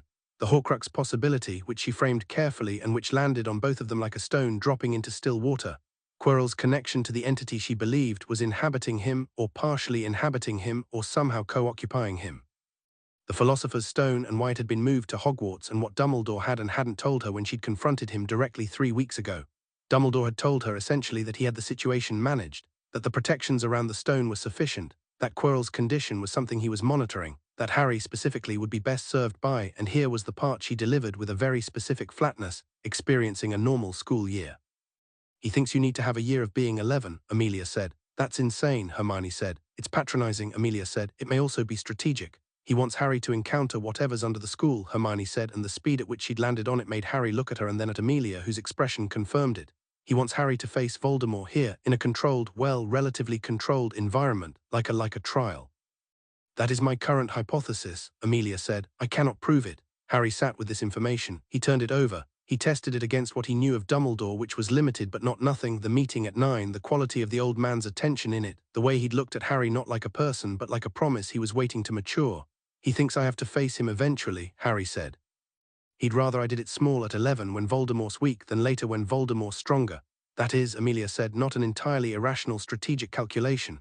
"It's my life," Harry said, not hotly, not with anger, just as a statement of fact, the kind that needed to be said. "Yes," Amelia said, "that's the problem." A pause. "So what do we do?" Hermione said. "We go back to school," Amelia said. "You continue to observe, you continue to report." "I will be," she paused, and something moved across her face that wasn't quite worry, which meant it was worry managed very tightly. "I am going to be closer than Dumbledore currently realizes. There are things I can do from my position that will change the shape of what's available to Quirrell. I cannot remove the stone without triggering a response from Dumbledore that would require me to show cards I'm not ready to show, but I can make the approaches harder. And if Quirrell moves first," Harry said. "Then you run," Amelia said. "You get out of the school, you get to a fireplace, you contact me, you do not engage." Harry looked at her. "I know," she said quietly. "I know what I'm asking." "You're asking us to trust that the adults have it handled," he said. "I'm asking you to trust that I have it handled," she said, and the difference was precise and she knew he heard it. "Dumbledore has an agenda that includes you. I don't. I have you. That's different." Harry sat with this for a long moment. Hermione beside him was very still. "Okay," he said. "Okay," Hermione said, slightly incredulous. "She's right," Harry said simply. "And she's told us everything. That's what matters." Amelia exhaled very slightly in a way she would probably not have done if she'd realized either of them was watching closely enough to see it. January, February, March. The term moved with the peculiar dual rhythm of life under observation, ordinary days of classes and homework, and the specific social geography of first year, beneath which the other thing ran constantly, quiet and present as a current. Quirrell deteriorated further. By February he was wearing gloves to class, which he explained as a skin condition. Harry noticed that he never touched anyone, redirected, moved away, used a wand for anything that would require physical proximity. He was thinner, his hands shook slightly at the start of classes and steadied as the hour progressed, as if something was managing itself. Snape was watching Quirrell too. Harry noticed this first, then Hermione noticed it second, then they compared notes and concluded that Snape was either suspicious of Quirrell or actively protecting whatever was in the third-floor corridor, or possibly both, which was consistent with Snape being someone who operated on several levels simultaneously. "He's not the threat," Hermione said on a March afternoon in the library. "Snape, he's not trying to get to the stone." "No," Harry agreed, "he's trying to prevent it, which means he knows about Quirrell, which means he knows more than he's telling Dumbledore." They sent this to Amelia. Her reply was brief and contained a single underlined word: confirmed. Amelia had been busy. They could tell by the gap between her letters and the quality of her handwriting when they arrived, more efficient, less margin for nicety, which was how she wrote when she was working at full capacity. She told them she was making the approaches harder. They saw evidence of it in the second week of February when the staircases near the third floor began behaving oddly, rearranging themselves more frequently than usual, cutting off easy access in ways that seemed random but which Harry suspected were not random at all.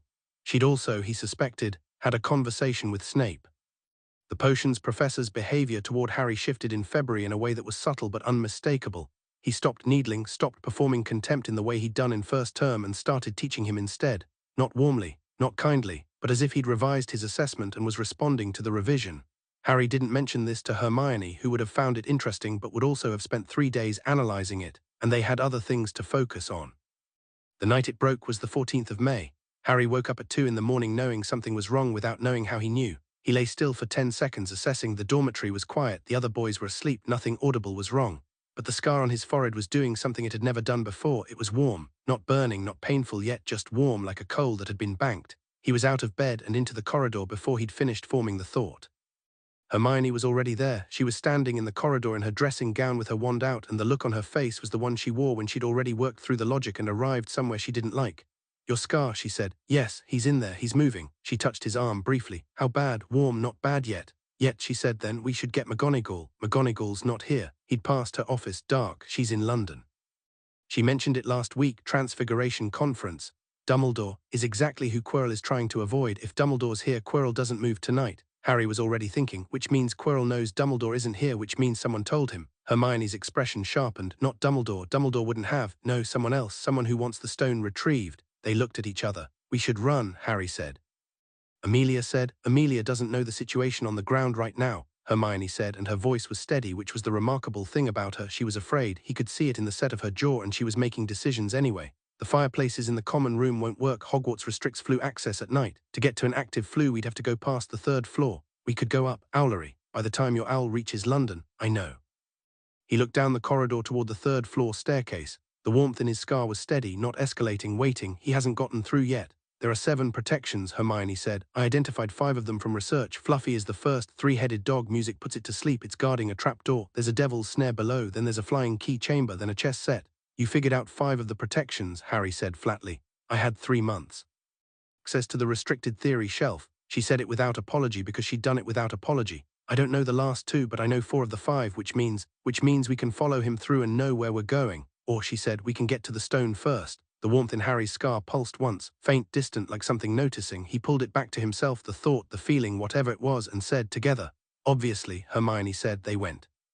Fluffy was magnificent in the way that genuinely dangerous things sometimes are. 3 massive heads, each one the size of a small car, and the low subsonic rumble of 3 separate growls harmonizing into something that hit Harry's sternum like a battering ram. One head had a fresh gash across its snout, which meant Quirrell had been here recently. There was a small harp on the floor, enchanted, still playing a slow melody. All 3 heads were drooping. "He enchanted a harp," Hermione said quietly. Harry was already examining the trapdoor under one enormous paw. "Clever, self-sustaining, it'll play until it runs down." He looked at Hermione. "How long do we have?" "No way to know." She crouched and looked at the harp, whispered an innovation variant at it, feeding it more magical energy. "More now than before. Go." They dropped through the trapdoor. Devil's snare was dark and alive and fast. It had Hermione's ankle before she'd landed and was reaching for Harry's wrist with the purposeful determination of something that didn't have a brain but didn't need one. Hermione went still immediately, which was exactly right, and Harry hit it with a burst of Lumos Maxima that was significantly brighter than a first-year's Lumos had any right to be, and the thing retreated with an actual sound of distress. "How?" Hermione started. "Concentrated intent," Harry said and pulled her free. "Work that out in February. You can stack light output if you compress the tell me later." The key chamber was large and full of winged keys and a broomstick, and Harry had the right key identified in 90 seconds by elimination. The broken wing, recently used, slightly different altitude from the others. Hermione opened the door while he watched the other keys in case they reacted, and they were through before the chamber figured out it should be doing something about them. The chess set was the one that made him pause. It was enormous, life-size stone pieces, and the white pieces were already disturbed from Quirrell's passage. The black pieces stood in their places, still and patient, and Hermione looked at the board and said, "Oh," with the satisfaction of someone recognizing something. "Can you play?" Harry said. "Can I play?" she repeated, with the faint affront of someone who has read every major chess text since she was 6. She walked up to the board. "He'll have taken a route through," Harry said. "We need to find it and close it off so nothing follows us back." Hermione was already assessing the board with the focused intensity of someone who was not, in fact, afraid of a room full of animated stone knights. "Give me 2 minutes." She played through in 4 moves, which collapsed the game into a stable end state that wouldn't permit passage from behind. One of the black bishops came for her, and she stunned it with a stupefy that she delivered with such casual precision that Harry made a note to mention it to Amelia, who would find it relevant. The next chamber had a troll already incapacitated. Quirrell's work, messy and violent. They went around it. The potion chamber was brilliant. Hermione recognized it from logic, a puzzle, a riddle in potion form, 7 bottles and a note in verse. She solved it in the time it took Harry to check the room for anything else and was handing him the correct bottle before he'd gotten back. "This one," she said. "Forward. And you." The second smallest takes me back. She was already uncorking it. Harry, he looked at her. Her face was doing several things at once. You know what you're walking into? Yes. Don't let him in your head, whatever he says, whatever she stopped. You know what I mean. I know what you mean. Amelia's going to be furious with both of us. Absolutely, Harry said. He smiled at her, not the bright, easy smile he used generally, but the real one. I'll be quick. He drank the potion and went through the black flame. Quirrell was standing in front of the mirror of Erist. He was talking to it, or to whatever was looking out of it, in a low, rapid murmur, and his turban was slightly unwound, and the air in the room was cold in the way that nothing in the castle should have been cold, a focused, directed cold that had nothing to do with temperature and everything to do with presence. He turned when Harry came in. He didn't look surprised. Potter, he said, and his voice was different, steadier, stripped of the habitual nervousness.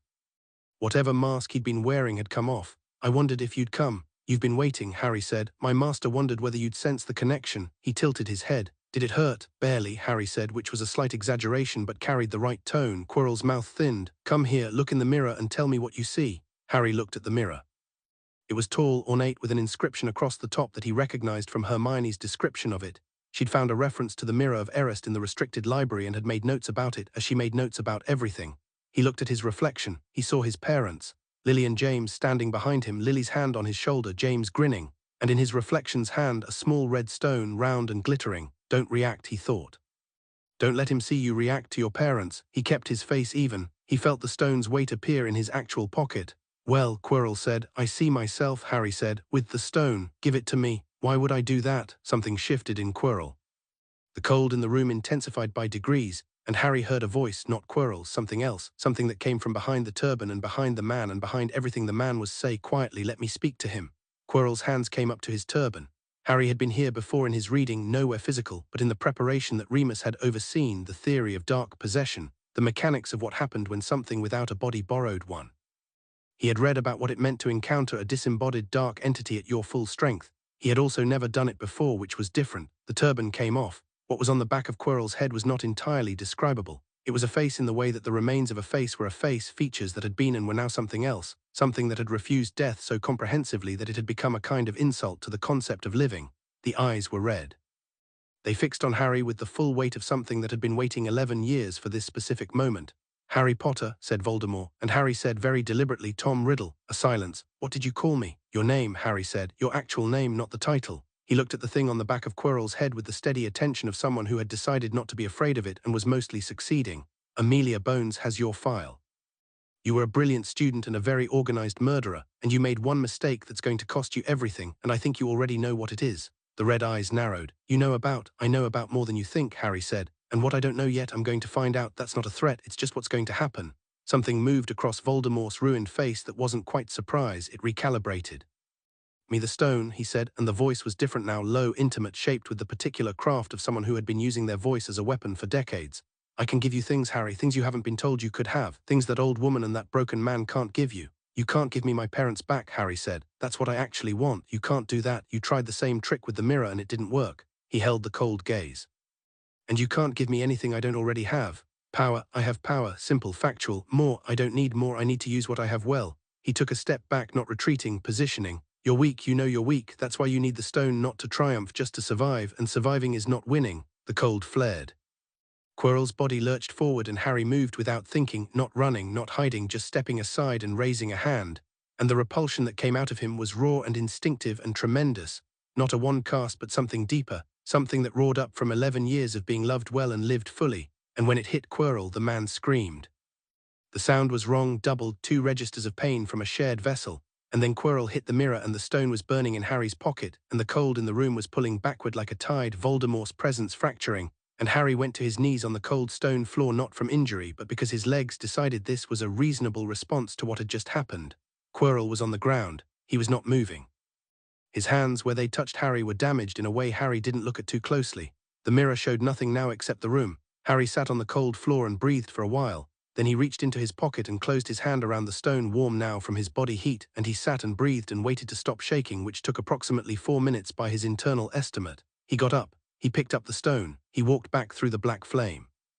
Hermione was on the other side. She took one look at him and said, "Sit down." "I'm fine. Sit down, Harry." He sat down on the cold stone floor of the potion chamber and she crouched in front of him and did a rapid once-over that was part medical and part something else, her hands not quite touching his face, checking his eyes. "Quirrell," she said, "down I don't think." He stopped. Voldemort's gone or gone from here, he fractured when the touch. Your protection, she said. He looked at her. Your mother's protection, she said quietly. Sacrificial magic. It lives in your skin, that's why he couldn't touch you, that's why Quirrell's hands, she stopped. I've been working on that theory since October. I was going to tell you at Christmas, but Amelia was telling us everything else and I didn't want to, she exhaled. It's not pleasant. No, he agreed. A pause. We need to go, she said. Yes. Are you actually all right? He considered this honestly.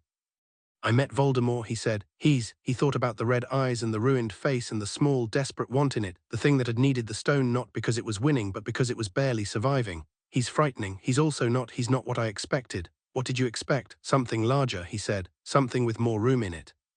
He's just very concentrated malice and very specific fear, and he's been holding himself together by will for 11 years, and he's brilliant and broken, and he's going to be so much worse when he comes back with a body. He looked at his hands. He's going to be worse, and I knew that, and I'm still glad I looked at him. I needed to see what it actually is. Hermione was quiet. He tried to offer me things, Harry said. Did it work? No. Good, she said simply, and stood up and held out her hand and pulled him to his feet. They got out of the corridor. They got through the locked door at the top. They got to fireplace McGonagall's office, which had an active flue, and Hermione threw powder into it and said Bones Manor before Harry could say anything else, and a moment later Amelia's face was in the flames. She took one look at both of them and said, Are you hurt? No, Harry said. Where is the stone? He held it up. A pause. Short, the pause of someone revising several plans simultaneously. Stay there, she said. I'll be there in 10 minutes. Do not move. Do not contact Dumbledore. Do not. Amelia, Harry said. She stopped. Quirrell is in the chamber below the 3rd floor. He may be. I don't think he survived what happened. You'll want to go yourself before you send anyone else. Another pause, this one longer. 10 minutes, she said, and her face disappeared from the flames. Harry sat in McGonagall's chair, which felt mildly transgressive. Hermione sat across from him, and for a while they just existed in the particular silence of two people who had been through something and hadn't processed it yet. He said my name, Harry said, like he'd been waiting to say it. He has been. It felt, he turned the stone over in his hands. It felt like the beginning of something, not the end. It is the beginning of something, Hermione said. I know. We are ready, she said. Not recklessly, not with false confidence, just as the fact it was. The fire popped and crackled. Outside, Hogwarts slept in the May night, entirely unaware of what had just shifted beneath it, and Harry held the Philosopher's Stone and thought about red eyes and a ruined face and the specific weight of someone who had been afraid for so long they'd forgotten what it felt like not to be. Amelia arrived in 11 minutes. She came through the flue in full ministry robes, took the stone from Harry's hand, checked both of them over with a comprehensive thoroughness that suggested she'd been doing the medical assessment in her head for the entire 10 minutes, and then sat down and looked at them. Her face did something. Something she didn't usually let it do in front of them, or rather, something she'd been doing more often lately, the gradual erosion of a professional composure that had never been designed for this specific situation, for two children who had walked into something catastrophic and come back. Okay, she said. Okay, Harry said. She put her hand on his head briefly in the way she almost never did, and then pulled it back and stood up and said, Right, I need to go downstairs. Both of you stay here until I come back. We know, Hermione said. I know you know, I'm saying it anyway. She looked at them one more time. Well done, she said, and meant it with a precision that landed differently from the general currency of praise. She went. Harry and Hermione sat in McGonagall's office as dawn began to happen outside the high windows, the May light coming in grey and then pink and then gold, the castle waking up around them in the ordinary way of a place that didn't know it had nearly been something's doorway. He's still out there, Harry said as the light changed. Yes, Hermione said. Amelia knows. Amelia knows. Then we figure out what comes next. We already started, she said, and she opened her notebook. She had brought her notebook through all of it, tucked in her dressing gown pocket because she was Hermione Granger and this was who she was, and turned to a page that had a list on it, half completed, things she'd been tracking since October. Harry looked at the list. Then he picked up her quill and added 3 things. She looked at what he'd written, added 2 more. The sun came up over Scotland and found them there working. Chapter 5, The Chamber Speaks. The summer after the stone was the loudest summer Bones Manor had ever seen. Sirius got hold of the full account somewhere around the 3rd day. Harry and Hermione had both told it, separately, which meant Sirius had run the comparison and identified 3 points where the stories diverged, and had asked about each one with the precise persistence of a former aura, which was fair enough. He absorbed all of it without interrupting, which was unusual for him, and when they finished he sat back in his chair and said nothing for a long moment. Then he said, You called him Tom Riddle. Yes, Harry said, to his face. To his, yes, technically to the back of Quirrell's head, but Harry, Sirius was grinning, the full unreserved grin that still occasionally startled people who expected someone with his history to be more comprehensively broken. That's the most marauder thing anyone has done since 1978, and I want you to know I've never been prouder in my life. Sirius, Amelia said, I'm serious. I know, that's the problem. The inquiry into Quirrell's death, and it was ruled a death eventually after 3 weeks of ministry investigation that Amelia steered with the care of someone who understood exactly what narrative needed to not emerge yet, concluded that he had suffered a catastrophic magical rupture consistent with attempting to access an object of significant protective enchantment while compromised by dark influence. The stone was in ministry custody. Flamel had been contacted. Dumbledore had written to Amelia 3 times, and she had replied to each letter with responses that were professionally complete and carefully unrevealing. He came in person on the 4th week of July. Amelia had known he would. She told Harry and Hermione in advance that he was coming, told them what she expected him to want, and told them they could sit in on the meeting if they chose. Hermione chose immediately. Harry took 40 seconds longer, which meant he was actually thinking about it rather than just reacting, which Amelia found more reassuring. Dumbledore arrived on a Tuesday afternoon, looking exactly as he always looked, which was like someone who had decided that all seasons were simply different varieties of the same comfortable climate. He sat in her study across the desk she'd had since she was 29 years old, and looked at the 2 children sitting in the chairs to either side of her with an expression that was warm, measured, and did not quite manage to conceal the recalculation happening behind it. "Harry," he said, "it's been some time." "Professor Dumbledore," Harry said pleasantly, "I understand you had quite a year." "It was educational," Harry said with such precise neutrality that Amelia caught the edge of something in Dumbledore's expression, not quite amusement, not quite annoyance, the look of someone encountering an unexpectedly matched player. "Indeed," Dumbledore turned to Amelia. "I wondered if we might speak privately." "We can speak here," Amelia said. "Anything relevant to Harry's safety or education is appropriately discussed in his presence, and Hermione's," a pause, "the careful kind." "As you wish." He folded his hands in his lap. The stone's protections held remarkably well given the circumstances. "The children broke through all of them in under an hour," Amelia said. "I'd suggest that's relevant to how you calibrate future security decisions." "They had significant advantage of preparation," Dumbledore said gently. "Yes, they were prepared. That is, in my experience, generally better than the alternative." She held his gaze. "I'd like to discuss something with you, Albus. Specifically, I'd like to discuss what you knew about Quirrell and when you knew it, and what your plan was if Harry and Hermione hadn't made the choices they made." The room was very quiet. "I had the situation in hand," Dumbledore said. "You were in London when it happened," she said. "Someone informed Quirrell that you'd be absent. I'd like to know who that was, and I'd like to know whether you think the answer should concern me." This landed. She watched it land, watched Dumbledore process the specific shape of what she'd said, not just the accusation of negligence but the secondary implication, the one that pointed towards someone inside Dumbledore's circle. He was quiet for a moment. "That is," he said carefully, "a matter I'm still investigating." "Good, I'll want your findings when you have them." She put her pen down. "The other thing I want to say, Albus, is this. Harry is not a piece on your board. I'm not going to keep saying this, I'm saying it once more clearly, and then I'm going to start assuming that any further incidents that put him in danger are deliberate, and I'll respond accordingly." The blue eyes met hers. The warmth didn't leave them entirely, but something behind it shifted, a reassessment, possibly a recalibration of what he was working with in Amelia Bones. "You care about him very much," Dumbledore said, and it wasn't patronizing, just noted, filed. "Obviously," she said. Dumbledore looked at Harry then for a long moment. "You did something remarkable in that chamber," he said. "Facing what you faced at your age with the composure you showed, that's not something I could have anticipated." "No," Harry said. "I imagine you expected someone younger than I am." Another silence. "Longer, perhaps," Dumbledore said, and this time there was something in the word that sounded like the honest version of what was behind all the other words. "Not apology exactly, but acknowledgement. Perhaps I did." He left an hour later, and when the door closed, Hermione exhaled very deliberately and said, "He's still not going to stop." "No," Amelia agreed. "But he knows we know," Harry said. "Yes, which changes the shape of it." Amelia picked up her pen. "He'll be more careful. More careful is different from better, but it's something." She went back to work. Harry and Hermione went back to the garden, and the summer went on, and Remus came on weekends, and Sirius burned dinner 3 more times, and Susan got engaged to the quiet boyfriend, which made Amelia cry privately in her office and then come out and be entirely composed and professional about it, and the garden continued to lose its argument with the wildlife. And in September the letters came again and they went back. Second year was different from the moment they stepped onto the platform. Harry felt it before he could name it, a quality in the air of the station, an absence. He looked around and couldn't find it, and then Hermione said very quietly, "The Weasleys," and he followed her gaze to the wall where the Weasley family was doing what it always did, which was existing at full volume, and he counted children and came up 1 short. Not 1 short, 2 short. Fred and George were there, and Ginny was there, small and red-haired and nervous in the way of someone about to do something enormous, clutching what looked like a small diary, but Ron was missing, and Percy was missing, and the twins were looking at each other with the specific communication of people who knew something was wrong and had decided the correct response was to be aggressively normal. "The car," Sirius said behind them. Harry turned. Sirius was looking at the Weasley family with an expression of professional assessment.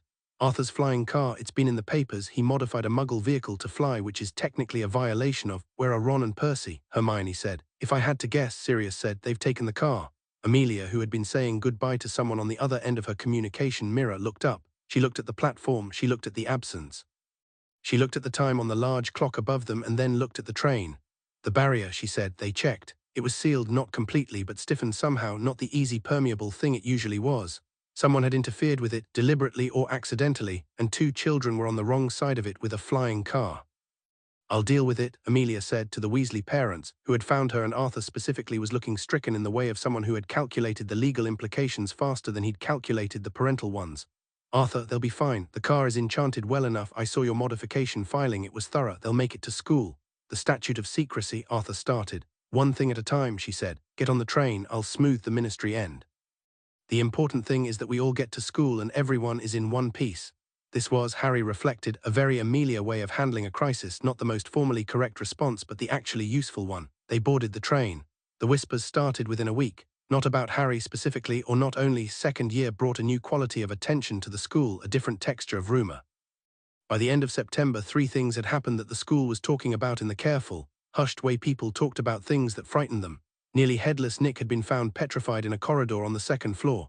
A cat, Mrs. Norris Filch's, which Harry noted was an interesting target if something was making targeted choices, had been found in the same state, hanging from a torch bracket. And on the wall above them, written in what appeared to be paint and which was, Hermione told him after getting close enough to look, actually blood, something's blood, she clarified, not necessarily human, were the words. The chamber of SECITS has been OPNED. Enemies of the air, beware. Harry looked at the message for a long time. Air, Hermione said. Air of what? Air of Slytherin, Harry said. He said it with a certainty he couldn't entirely explain.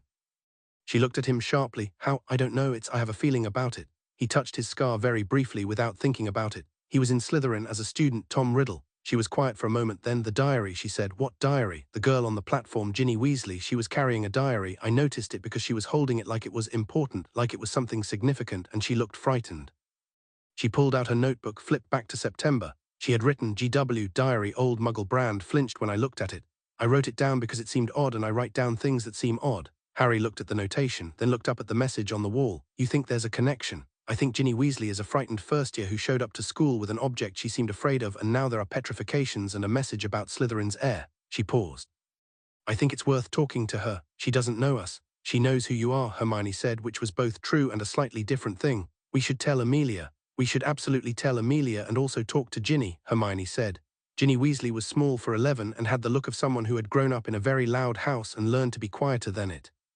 She ate at the end of the Gryffindor table most evenings, near her brothers but not entirely with them, in the particular loneliness of someone who had made a transition they hadn't fully processed yet. Harry sat down next to her at dinner on the 3rd Thursday of October, which caused her to go extremely red and find a sudden intense interest in her peas.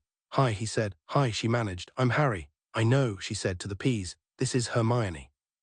Hermione sat across from them with her customary directness. We've noticed you seem worried about something. Ginny's head came up. She looked at Hermione, who was watching her with the kind of focused, non-unkind attention that was sometimes more unsettling than direct interrogation. I'm fine, Ginny said. Okay, Harry said. Can I ask you something? She looked at him instead of the peas now, which was progress. What? The diary you had on the platform in September. Where is it now? The color drained from her face, not gradually fast, the blood leaving like something had frightened it away. I don't have a diary, she said. Ginny. Harry's voice was quiet and even and entirely without pressure. We're not accusing you of anything, we're worried about you. Something is happening in this school and we're trying to understand it, and I think the diary might be connected. She looked at him for a long moment. Her eyes were bright, not tears yet, but close, the look of someone carrying something too heavy for the size of them. Someone gave it to me, she said. Over the summer, it was in my second-hand copy of A Beginner's Guide to Transfiguration. I didn't know how it got there. She swallowed. It was nice at first. I could write in it and it wrote back. It felt like having a friend who understood things. What did it look like? Hermione said. Small, black. There was a name on the first page, T.M. Riddle. The name hit Harry like the warmth in his scar, low and specific. He kept his face still. Where is it now? Hermione said. I don't know. Someone took it from my dormitory a few weeks ago. Ginny was speaking faster now, the way people did when something had been held in for too long. I'm glad it's gone. I know that sounds strange because I said it was nice, but the closer it got to term, the worse it felt. I started having, I don't remember things, gaps. I'll go somewhere and I won't remember going there, and then I'll be somewhere else and I don't know how I got there. She stopped.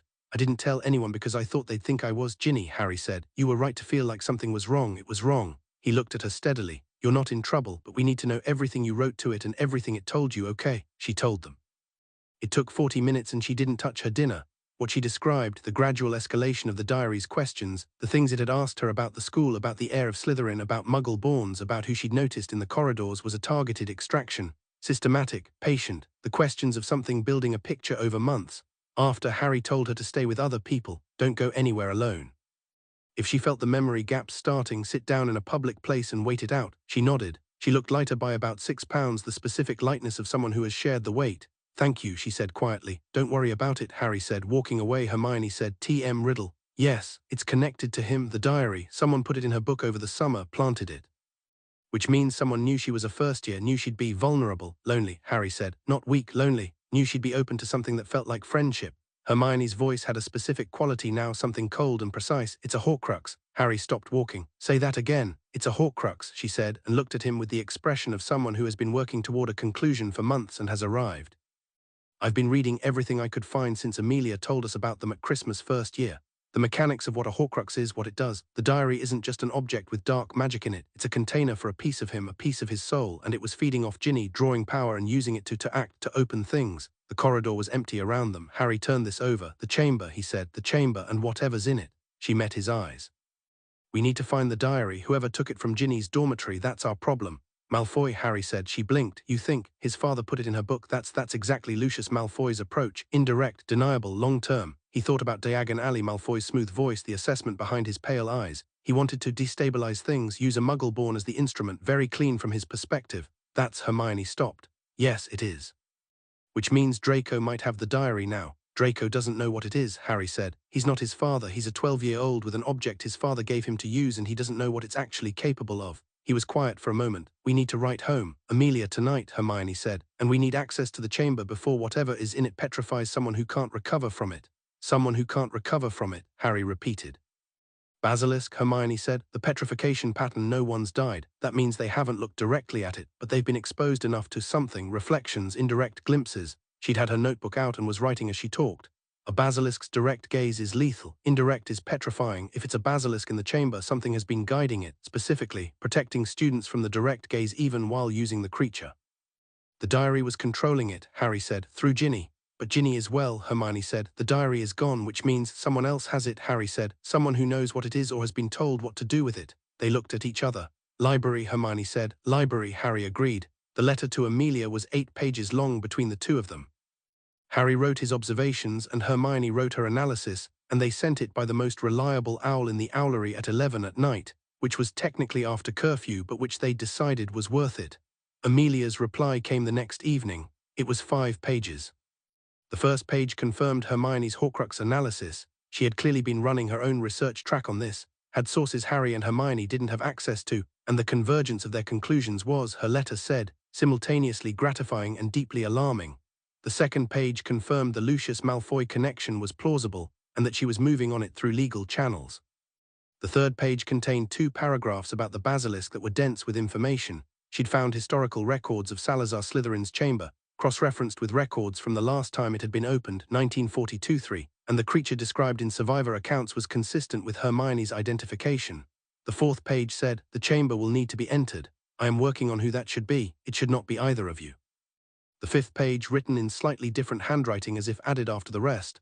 I know you're going to do it anyway. For the love of everything, do it properly. Don't go until you know everything. Write to Remus. He knows more about Salazar Slytherin's original work than anyone I can access through official channels. And Harry, the diary, if you can get it, don't touch it directly. She knows us very well, Hermione said. She's had 10 years of practice, Harry said. He went to find Draco Malfoy. He found him on the Quidditch pitch, which in retrospect made sense. It was one of the places Draco could be alone without it looking like he wanted to be alone. He was sitting in the stands with a broom across his knees and the expression of someone who had been thinking about something difficult for long enough that his face had stopped trying to hide it. Harry sat down 3 seats away from him. Draco looked at him. Potter, Malfoy. Harry looked out at the pitch for a moment. I'm going to say something to you and I need you to hear it without reacting until I've finished.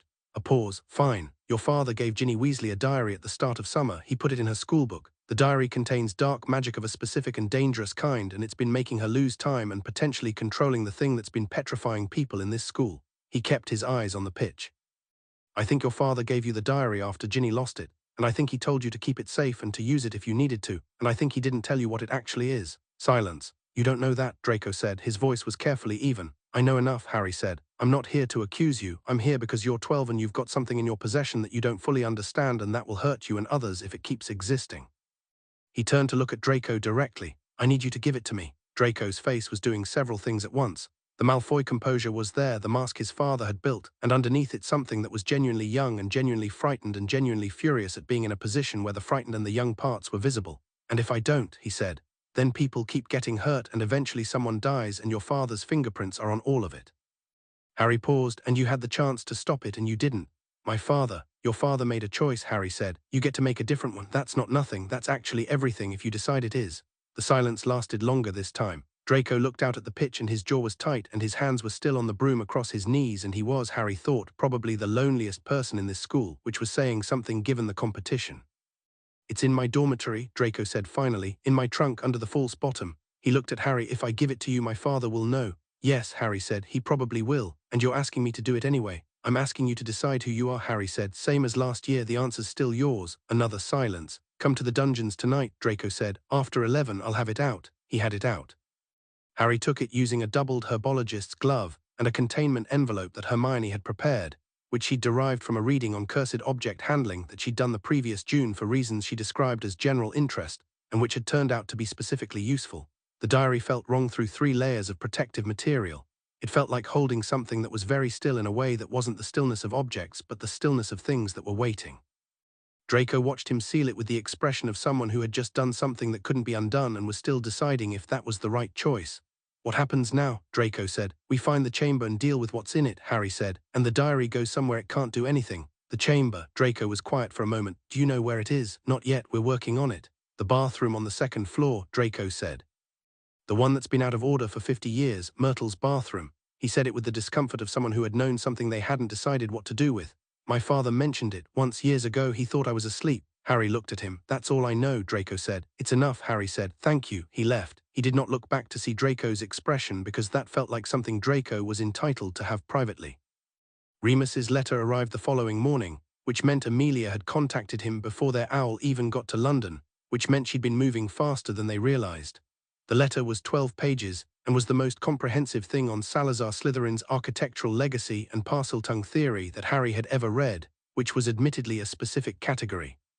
The relevant section was 3 pages long and included a diagram that Remus had drawn himself, hand-labeled in his careful academic handwriting, showing the theoretical structure of the chamber entrance and the serpentine passages beyond it. "The entrance is activated by Parseltongue," the letter said near the end. "The relevant command, based on historical accounts, is something equivalent to open or speak. Any functional Parseltongue phrase in the correct syntactic register should activate the mechanism. Harry, if you can speak it at all, you'll be able to open it. The language is intuitive for those who carry the gift." Harry read this section twice. "You can speak Parseltongue," Hermione said, which was not a question. "I've never tried." "But you think you can?" He thought about Voldemort's voice, the cold, directed presence of it. The way it had felt, not foreign, but the way a word in another language felt when you'd always known it and never spoken it aloud. "Yes," he said. "Then we go in." Amelia said, "Don't go until we know everything," Hermione said. "We know everything. We know the entrance. We know what's inside. We know how to kill a basilisk." "Do we?" She turned to a page in her notebook. "Basilisk, lethal to itself in reflective surface. Also, roosters, sound only, not gaze." "The Fawkes question," she said. "What? Dumbledore's phoenix. Phoenixes have some immunity to basilisk gaze and their tears have healing properties." She looked at him steadily. "I'm not suggesting we involve Dumbledore, but if we could." "Fawkes is his," Harry said. "Fawkes is his own," Hermione said. "Phoenixes choose, Harry, they're not bound." He sat with this. "Mirrors," he said finally. "We go in with mirrors, we don't look at anything directly." "Yes, and we find Ginny first." She paused. "There's something still animating the basilisk, even without the diary, something drawing it. The chamber itself, whatever Slytherin built, there may be residual control mechanisms that the diary was tapping into, and without it they're still running. Like a program with the original programmer gone," Harry said. "Exactly, which means the basilisk is less controlled, not more, which is actually more dangerous." She closed her notebook. "We go tonight." "I need to talk to someone first," Harry said. He went to Myrtle's bathroom alone. She was floating above her usual stall, looking mournful in the way she had apparently refined over 50 years of practice, and she looked at Harry with the surprise of someone unaccustomed to voluntary visitors. "Harry Potter," she said with a kind of gloomy satisfaction. "Hi, Myrtle." He sat on the edge of a sink. "Can I ask you something about how you died?" She brightened, which was a uniquely Myrtle kind of brightening, the enthusiasm of someone being asked to talk about the thing they most enjoyed dwelling on. I heard it. This terrible voice, it said something I didn't understand, not English, and then I opened a stall door to see where it was coming from and I saw two great yellow eyes. Where did the eyes come from? She pointed. The sink on the far end of the row. There was a small snake engraved on the faucet, barely visible, worn with age and cleaning. Right there, she said, coming up from the drain.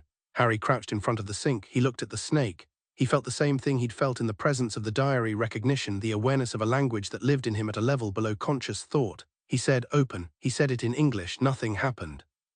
He looked at the snake engraving and let the other thing come up, the thing that wasn't quite thought but lived alongside thought, and said it again. The sink moved, not shaking, not rumbling, just moved fluidly, dropping away to reveal a wide pipe that descended into darkness. He straightened up, looked at Myrtle. "Thank you," he said. She looked down the pipe. "Are you going down there? Later tonight?" "Do try not to die," she said, with the distinct air of someone who found the prospect interesting but would prefer him intact. "It's lonely enough already." They went at midnight, three of them because the third was unexpected. Ron Weasley appeared in the corridor outside Myrtle's bathroom at 11:53, holding his wand and wearing an expression of someone who had been doing mental arithmetic for a week and had arrived at a conclusion. "Ginny's my sister," he said simply. "I'm coming." Harry looked at him. Ron was tall and steady-eyed and genuinely brave in the quiet way that didn't announce itself, and he and Harry had been developing an easy friendship over the previous year built on Quidditch and chess, and the particular bond of people who found each other sensible. "All right," Harry said. "I have the roosters," Ron said, and produced from his jacket two small but extremely indignant roosters that he'd apparently been carrying around for 20 minutes, which explained the muffled sounds Harry had been hearing from the corridor. Hermione looked at the roosters. "How?" she said. "Hagrid," Ron said. Hagrid doesn't ask a lot of questions if you seem to have a good reason," Ron said. They went in. The pipe was long and cold, and ended in a passage that smelled of old stone and something reptilian and ancient. They walked with mirrors, small hand mirrors from Hermione's bag, held at angles so they could see ahead without looking directly. The passage was wide enough for all three of them abreast, which suggested Slytherin had built it for exactly this kind of approach.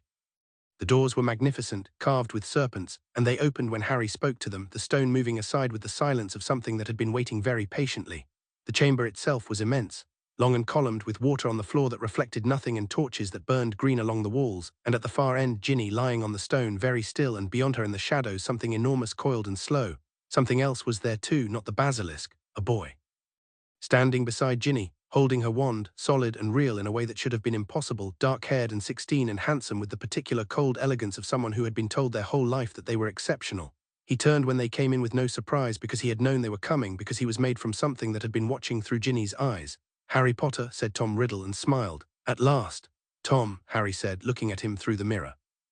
"You look better than last time." "Yes, I've been feeding." He gestured at Ginny, who didn't move. She had such a remarkable amount of life in her, Muggle lover's daughter, but still quite extraordinary. "She's still alive," Hermione said, and her voice was doing the specific flat thing it did when she was furious and had decided that precision was more useful than expression. "For now," Riddle said pleasantly. "The more she fades, the more I solidify. A fair trade, I'd say, from where I'm standing." "You need a body," Harry said. "That's the whole project, isn't it? Everything you do, the stone, the diary, all of it, it's just about getting a body back." "Oh, it's more than that," Riddle said, "but yes, the body is foundational." He tilted his head. "Your wand, Harry, I'd like to examine it. Two wands connected by the same core. It's elegant, isn't it, that we're linked that way?" "We're not linked," Harry said, "aren't we?" Something moved through Riddle's face, not the cold certainty he was projecting, but something older and more complicated underneath it, something that was recognizably young and recognizably brilliant and recognizably alone in a way that had curdled into something terrible over decades. "You can speak Parseltongue. You can feel the connection in your scar. You were nearly sorted into Slytherin, weren't you?" "I argued my way out of it," Harry said. "Yes, I heard." Riddle smiled.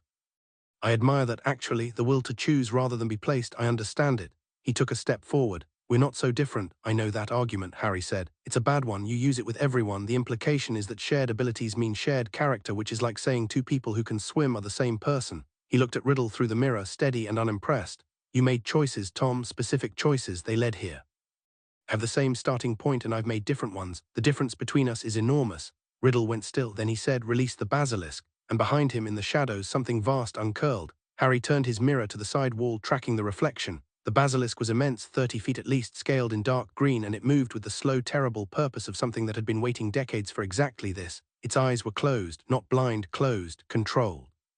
Ron was already moving. He'd been moving since Riddle turned, circling wide toward Ginny, low to the ground, using the columns for cover. The roosters were in his hands. He held them by their feet, which they found extremely undignified, and he was watching the basilisk's reflection in his own mirror with the calm of someone who had grown up with a basilisk's worst cousin as a neighbor, which wasn't true, but his composure suggested it. Hermione was beside Harry with her wand up, watching the basilisk's shadow rather than the basilisk. "You can't fight it," Riddle said. He was still pleasant. "You can't look at it. You can't get past it." "We don't need to get past it," Harry said. He kept talking. The talking was partly to hold Riddle's attention and partly because the thinking was happening at the same speed as the words. "We need to deal with you. The basilisk is a tool. You're the operative." "Then deal with me," Riddle said. "The diary," Hermione said quietly. She was right next to Harry, speaking for him only. "He needs the diary destroyed. He's drawn from it. If the diary goes, he goes," Harry said. And then louder, "Ron," from across the chamber. "Ready." One of the roosters crowed. The sound hit the chamber like a physical force, not loud exactly but resonant, carried by the stone columns and the water floor into something immense, and the basilisk reacted violently, not pain exactly but wrongness, the ancient instinctive revulsion of something encountering the specific sound that negated it. It thrashed, one column cracked, the water on the floor churned. Harry moved, not toward the basilisk, toward Riddle. The diary was in his containment envelope, still sealed, still protected, and he pulled it out and Riddle saw it, and for the first time the pleasant certainty cracked. "Where did you?" he started. "Draco Malfoy gave it to me," Harry said. "He chose differently. I told you choices matter." "You can't destroy it," Riddle said, and the pleasantness was gone now. The 16-year-old certainty was gone. What was underneath was older and more frightened than the face suggested. "It's indestructible." "Nothing can." "Basilisk venom," Hermione said from 3 feet away. "One of the few substances capable of destroying a Horcrux. The venom of the very creature your Horcrux was controlling." She looked at Riddle with something that wasn't contempt, more like a very calm, very thorough accounting. "You built your own solution into the problem."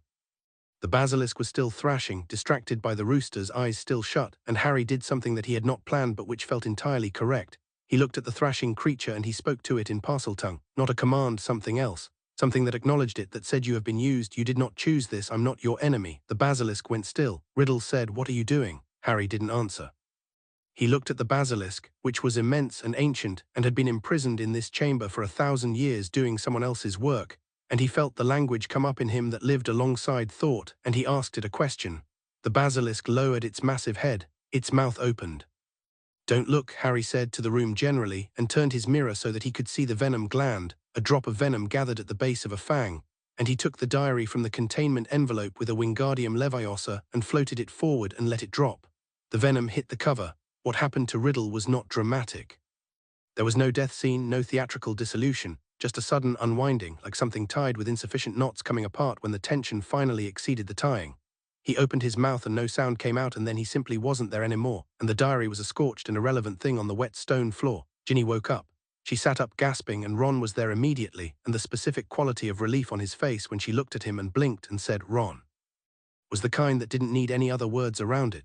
The basilisk, without a controller, without Riddle, lifted its head and looked at Harry, and he looked back at its closed eyes in the reflection and said in Parseltongue, "Go." It coiled slowly. It moved back toward the darkness at the far end of the chamber, deeper than the light reached, and then the sound of its movement stopped. The chamber was very quiet. "That was," Ron started. "Yes," Harry said. "You talked to it." "I did." "Is it gone?" "I told it to go back to the deep part of the chamber and sleep," Harry said. "I don't know if it will, but I think it understood." A pause. "That is the strangest thing I've ever seen," Ron said. "And I grew up with Fred and George." Hermione laughed, the surprised, real kind. Ginny looked at her and then looked at the chamber around them and said shakily, "What happened?" "We'll explain everything," Hermione said. "When we're out of here. Ron, can you manage the pipe?" "There's a different way out," Harry said. He looked at the chamber, at the doors, the columns, the deep unlit end where something enormous was going to sleep. "There's always a Parseltongue exit. I can find it." He found it. It took 10 minutes of walking the far wall and listening for the specific resonance of a mechanism, and then the stone opened and there were stairs, actual stairs, leading up through the dark to a door that opened into a disused room on the 3rd floor. They came out into the ordinary Hogwarts dark and stood in the corridor and breathed for a while. Ginny was between Ron and Harry had his arm around her shoulders without thinking about it, and she was letting herself shake now that it was over, and he held on until it steadied. "You're all right," he said. "I know," she said, and it was almost convincing. "No, I mean, you weren't weak. What happened to you? You were targeted.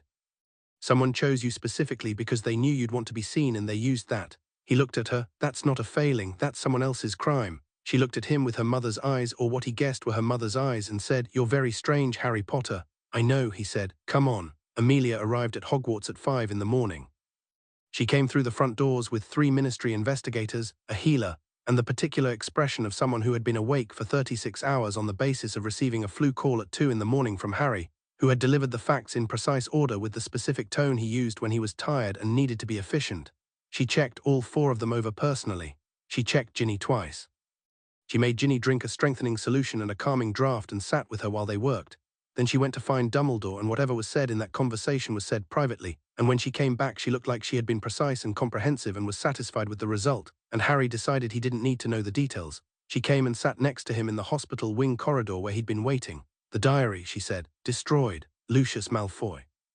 "Yes, I have enough now," she said, "for an arrest, a real one, not the kind he buys his way out of." She said it with the quiet finality of someone who had been building towards something for a long time and had arrived. Harry nodded. She looked at him, the specific look she had for him, the one that wasn't professional, wasn't measured, that she'd developed over 10 years of being someone she hadn't planned to be. "You told it to sleep," she said.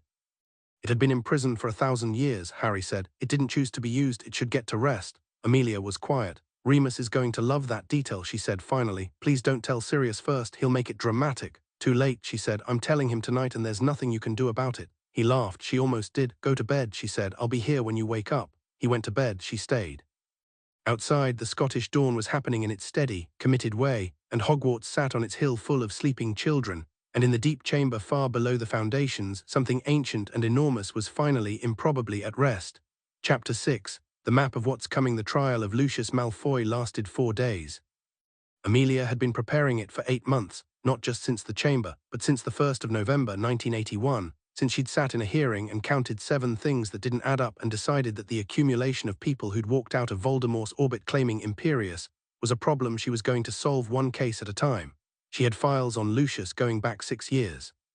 She had financial records, ministry correspondence, 2 witnesses who'd been afraid to speak for a decade and had decided, in the aftermath of a 12-year-old girl nearly dying in a school basement, that they were less afraid now than they'd been, which was the specific courage that built after enough had been enough. She had Draco's account, given voluntarily, witnessed and sealed under ministry oath. This last one had required a conversation she'd had privately with Draco in her office at the ministry, with his mother present. Narcissa Malfoy had come alone, no lawyers, no Lucius, a decision that told Amelia everything she needed to know about where that marriage stood. She sat straight-backed and said almost nothing and watched her son speak with the expression of someone burning a bridge they decided wasn't worth keeping. Draco had been precise. He described the diary, described his father's instructions, described what he'd been told it was for, which was vague enough that Draco could legitimately claim he hadn't known the full nature of it. And then he'd said, without being asked, "He's done this before, not just the diary. There are objects he keeps and moves and places. I don't know all of them, but I know they exist." Amelia wrote this down. She thought about it for a week. Then she thought about it for another week while preparing for the trial, and what it built toward was something she didn't like and needed to tell Harry before the trial finished. She told him the night before the verdict. He was at home for a ministry weekend visit. She'd pulled him and Hermione out of school for 2 days, which McGonagall had permitted with the understanding that there were circumstances outside the school's purview, which was a diplomatic way of saying that the head of magical law enforcement occasionally needed her children where she could see them. Sirius was in the kitchen, deliberately making noise, the sound of someone giving the room next door the privacy it needed, while remaining present enough that it didn't feel like abandonment, which was one of the things he'd gotten genuinely good at over the years. Hermione was there too because she was always there for these conversations, and because she would have the information regardless within hours of Harry having it, and because having her in the room meant the analysis started immediately, which Amelia had come to understand was not a thing to delay. "Horcruxes," she said, plural. She watched it land on both of them. "How many?" Harry said. "We don't know. Based on Draco's account and some research I've done, Riddle was creating them from his 5th year onward. The diary was likely his 2nd. The first we don't know, there may be as many as 6 total." She put the file on the table. "The objective, once we confirm this, is to find and destroy each one. That's the only way to make a permanent end of things. Because until they're all gone, he can keep coming back," Hermione said. "Yes, he's already coming back," Harry said. "That's what your file was showing, the Albanian movements, the compelled wizards." "Yes," she didn't soften this. "We believe he has or will shortly have a rudimentary body, not stable, not capable of his full power, but present." The kitchen was quiet except for Sirius shifting in the next room and the low sound of a fire in its grate and the garden dark beyond the window. "We need to find the others," Hermione said. "The Horcruxes, before he does whatever he's building toward." "We're working on it," Amelia said. "I have a team, unofficial at the moment, people I trust, which is a shorter list than the ministry's official roster. There's a political dimension to this that makes it difficult to move openly." "Fudge," Harry said. "Cornelius Fudge," she confirmed, "is a man who was made Minister of Magic because he was comfortable and unthreatening. and he has remained that by being extremely reluctant to acknowledge anything that would require him to be uncomfortable and threatening. He does not want to hear about Voldemort's return. He does not want to hear about Horcruxes. He does not want to hear about any of it. She paused. He is also receiving significant financial support from the Malfoy family, which is now considerably less powerful than it was 4 days ago but still capable of making his life comfortable. So we're doing this without the Ministry, Hermione said. We are doing this alongside the Ministry in the parts of it I can trust while not alerting the parts I can't. She looked at them both. I want to be clear about something. You are 12. The plan is not for you to be on the front line of this. The plan is for you to be in school, completing your education, staying reasonably safe and sharing information with me when you find it. That's the plan. That's the plan as written, Harry said. Harry, I know, he said. I'm not arguing. I'm acknowledging that it's not always what happens. She held his gaze, he held hers. This was an old territory between them, the space between what was safe and what was necessary, and the honest acknowledgement that those two things were sometimes different. Come home in one piece, she said. That's the only rule that doesn't have exceptions. He reached across the table and covered her hand with his briefly, the way he'd done since he was small, not the other way around, always him initiating the gesture, always him sensing when she needed it. She had never figured out how he did that and had long since stopped trying. Always, he said. The verdict was guilty on 12 counts. She heard it in the Wisengamot chamber at 10 in the morning on a Tuesday, and felt not triumph. Triumph was the wrong shape for this. Too bright, too final, but something more like the correction of a long wrongness. Lucius Malfoy stood in the defendant's chair and received it with the composure of a man who had prepared for the possibility, and still looked slightly stunned that it had happened, which was the specific shock of someone who had always ultimately trusted that the system would find him untouchable. He got 3 years in Azkaban and a substantial financial penalty, and the permanent removal of his seat on the Hogwarts Board of Governors, which last one Amelia had specifically fought for, because she understood that the damage he'd done in educational spaces required repair in educational spaces. She went home that evening and Sirius had cooked dinner, which he'd done deliberately rather than accidentally burning, and it was actually very good, which he'd been getting better at in the specific way of someone who had quietly decided this was a skill worth having without making a project of it. Well, he said. Done, she said. He poured her a glass of wine, which she accepted, and they ate and they talked about other things, and outside the garden was dark and full of something that had decided it liked it there. Third year arrived in the peculiar way of things that have been anticipated too long, not like a beginning but like a continuation of something that had been running all along, a new chapter starting in the middle of a sentence. The Dementors were the first shock. They boarded the Hogwarts Express at Hogsmeade Station, which was something they weren't supposed to do and something that Amelia had argued against in 3 separate ministry meetings, and lost each time because Fudge had decided, for reasons she found irritating to analyze, that Dementors searching for Sirius Black required total access to all potential concealment points, including train cars full of 13-year-olds. Sirius Black, of course, was not on the Hogwarts Express. Sirius Black was at this precise moment in his kitchen in Wiltshire having a second cup of coffee and complaining to the cat. They had acquired a cat sometime in the previous year through a process nobody could fully explain about the quality of the Morning Prophet. He had been declared innocent 4 years ago. Not fully, not publicly, not in the clean, comprehensive way that would have required an admission of systemic failure on the ministry's part, which was a thing the ministry preferred not to admit. But enough of a clearing that his name was no longer synonymous with mass murder, that he had his aura credentials and his bank account and his freedom, and that the people who knew the full truth knew it. The formal, complete exoneration had been moving through the system at the pace of an institution doing what institutions did when they were fixing something they were embarrassed about, but not yet. So the Dementors were nominally searching for him, a year after the last reported sighting of Peter Pettigrew in Scotland, which had triggered a manhunt for an escaped Death Eater that had then complicated into several conflicting ministry priorities, and Amelia had been the one pushing hardest on both the Peter problem and the Sirius problem, and sometimes she felt like she was the only person in the building who understood that these two things were connected. The Dementors on the train got to. She heard about this from Harry's own account, sent by Owl the same evening, 3 lines. Dementors boarded the train, I fainted. New defense professor sorted it out, I'm fine. And then, added below in slightly different ink as if he'd come back to it, Hermione says I was out for 4 minutes. I don't remember any of it. She was on the flu to Hogwarts within 20 minutes, and the conversation she had with Albus Dumbledore about the appropriateness of deploying Dementors in proximity to children was one she conducted with such comprehensive precision that he subsequently wrote to Fudge requesting a review of their deployment parameters, which was as close to a concession as Dumbledore made. The new defense professor was Remus Lupin. This she had known had helped arrange, in the gentle, indirect way of someone who had learned how to place people in positions where they could do the most good without it looking like she'd placed them. She had suggested to Dumbledore the previous spring that the defense position had a retention problem that might be addressed by finding someone whose personal investment in the subject exceeded the average, and she had not said Remus's name, and Dumbledore had said Remus's name back to her within 6 days, and she had said how interesting, yes, perhaps we should approach him. Remus was extraordinary at it. Harry's letters that autumn had a different quality, more theoretical depth, more breadth of reference, and a specific lightness in how he talked about defense that hadn't been there since first year. He teaches it like it matters, Harry wrote, like it's not just curriculum, like understanding why something works is as important as making it work. That's because it does matter, she wrote back, and because he's afraid all the time and has decided that understanding is the only management tool that works. A pause in their correspondence. Then is he afraid, living with what he lives with, being afraid and choosing to be present anyway is not weakness, it's the braver option. Peter Pettigrew came out of hiding in October. This was not precisely how Amelia had planned it.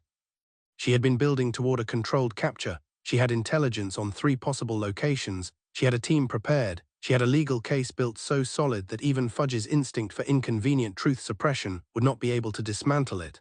What actually happened was that Ron Weasley's pet rat turned out to be Peter Pettigrew.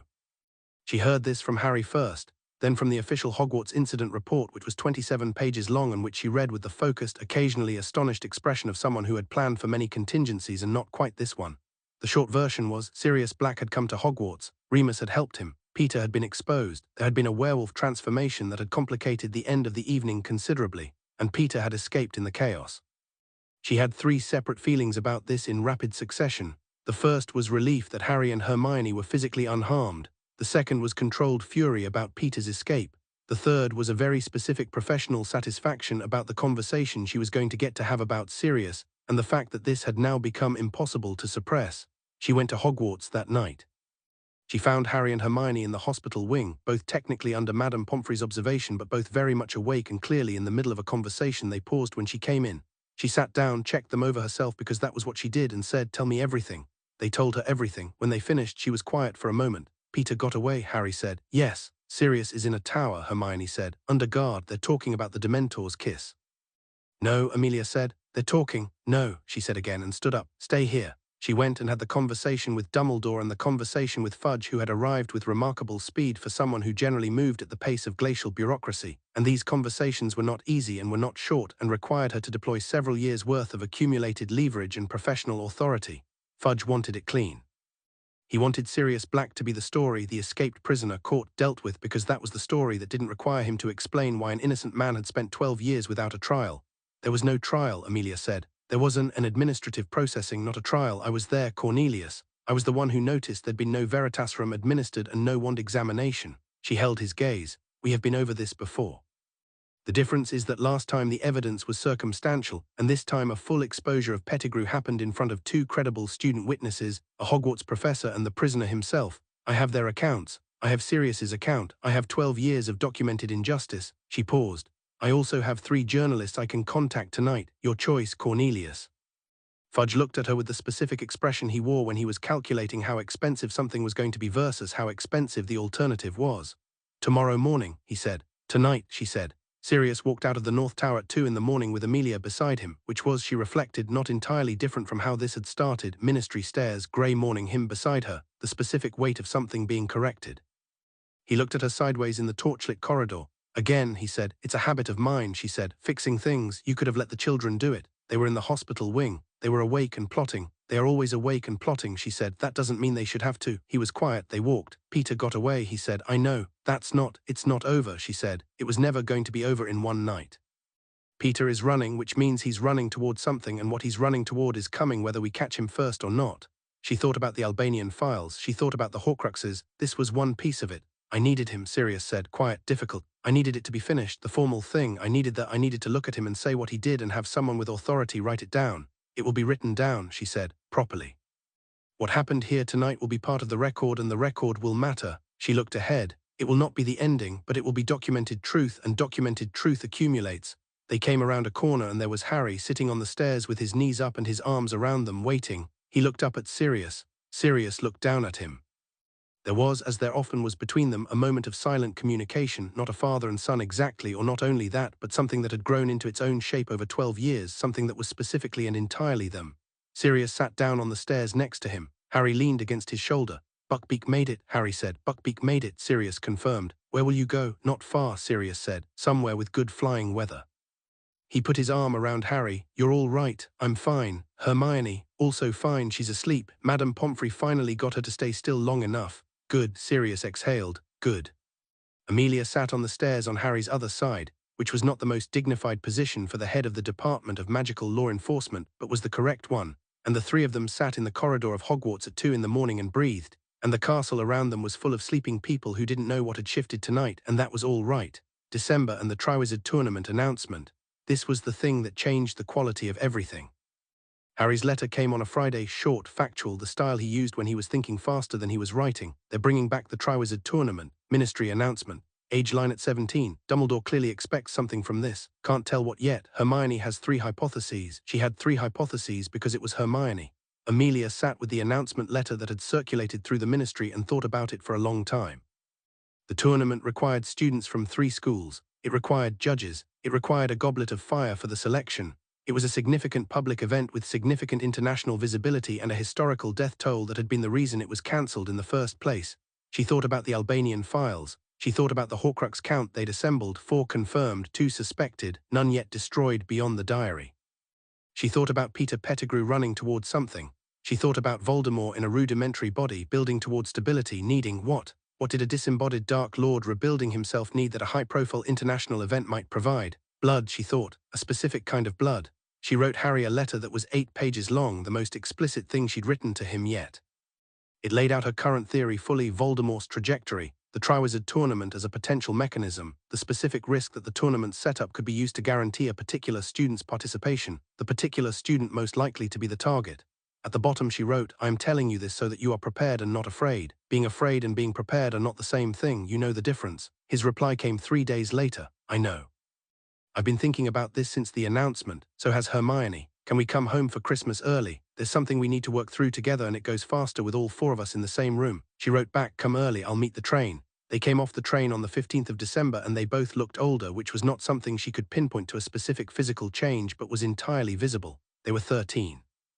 They had lived 3 years that had no direct equivalent in the educational history of Hogwarts, and the way they moved through King's Cross, unhurried, attentive, the unconscious orientation toward each other that had been there since they were 7, made them look like people who had decided something rather than children who were still figuring out what there was to decide.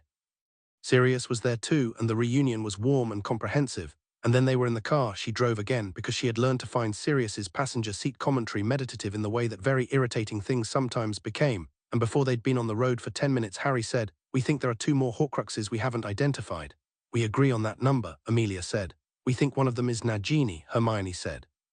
Amelia's hand stayed steady on the wheel. This was information she had suspected and not confirmed, and hearing it from Hermione in the back seat in the voice she used when she'd thought something through from every angle and was confident of it was both satisfying and deeply unpleasant. Your reasoning, she said. The snake is his constant companion in every account we have of his current state, Hermione said. She's not just a pet or a weapon. Attachment is abnormal, even accounting for the Parseltongue connection. The same quality that made the diary what it was, the sense of something inhabiting something. The accounts of Nagini have the same texture. She moves with him, she's fed by his presence, she's part of him, Harry said quietly. Yes, Hermione said, which means she'll be close, Amelia said. Close to wherever he is, which makes her simultaneously the most dangerous and potentially the most accessible of the remaining ones. She turned onto the motorway. The second, unknown object, Harry said. Something old, something connected to the founders. He made a pattern of it. Diary connected to his school history. We know he stole objects from people he worked for in the 50s. Hepzibah Smith. Caractacus Burke mentioned her in a record that came up in your case files. You read my case files, she said. The ones you left in the study, Harry said. The unlocked ones.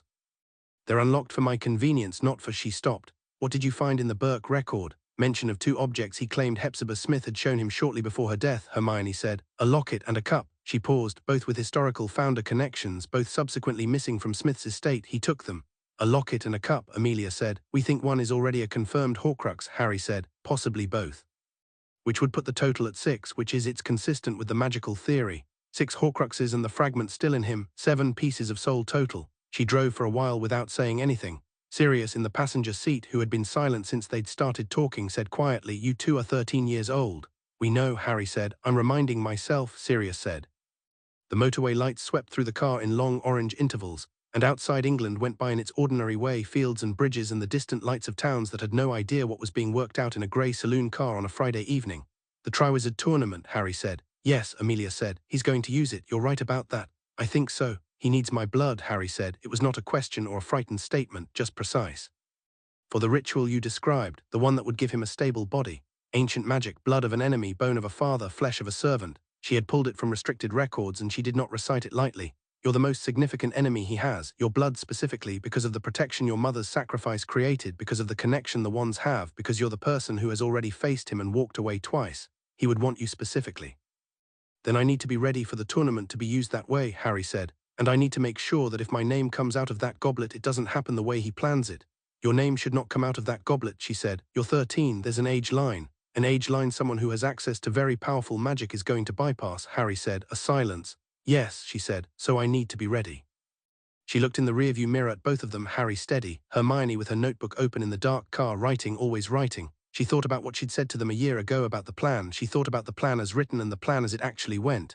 When we get home, she said, we'll work through it, all four of us, everything we know, all the gaps, the full picture. She paused. And then we'll figure out what ready means. Christmas was different this year. Not smaller, if anything larger, louder, more present. Remus came early and stayed late. Susan came with her fiancé, who had learned to navigate the household with the good-natured competence of someone who had assessed the territory and decided it was worth navigating. There was a spectacular argument about Quidditch between Sirius and Harry that lasted 2 days and was resolved by no one being right, which was apparently the intended outcome.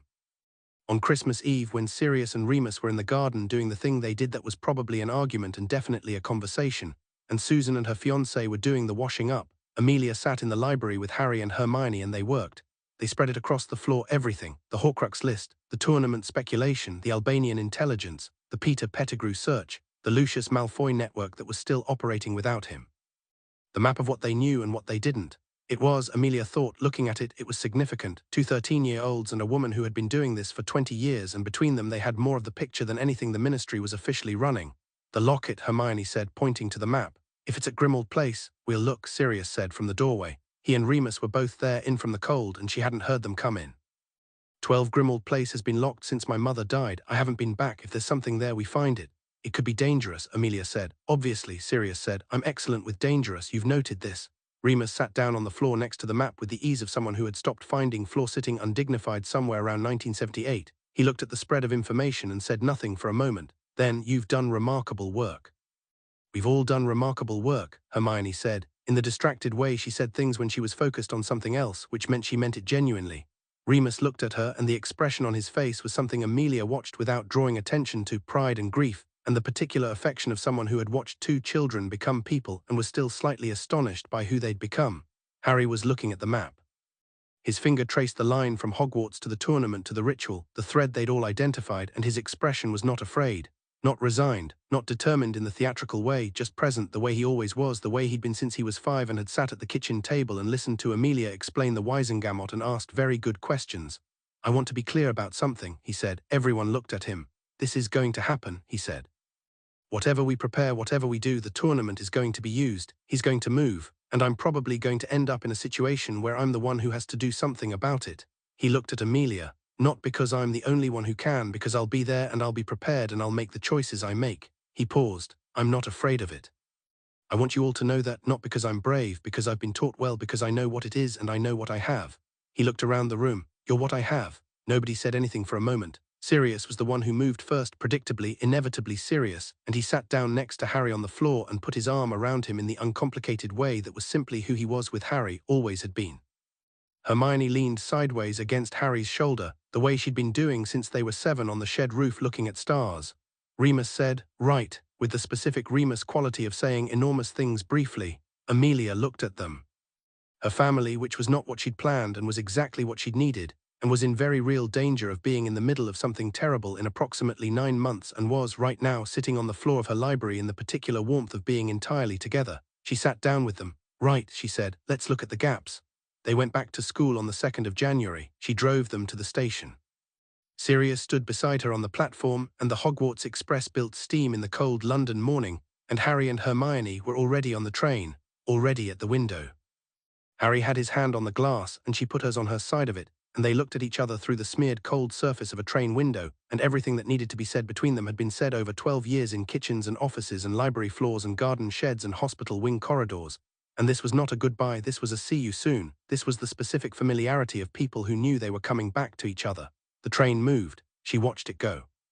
Sirius stood beside her with his hands in his pockets. "They're ready," he said. "They've been ready," she said. "I keep needing to remind myself of that." "You're allowed to be scared," he said. "That's not the same as them not being ready."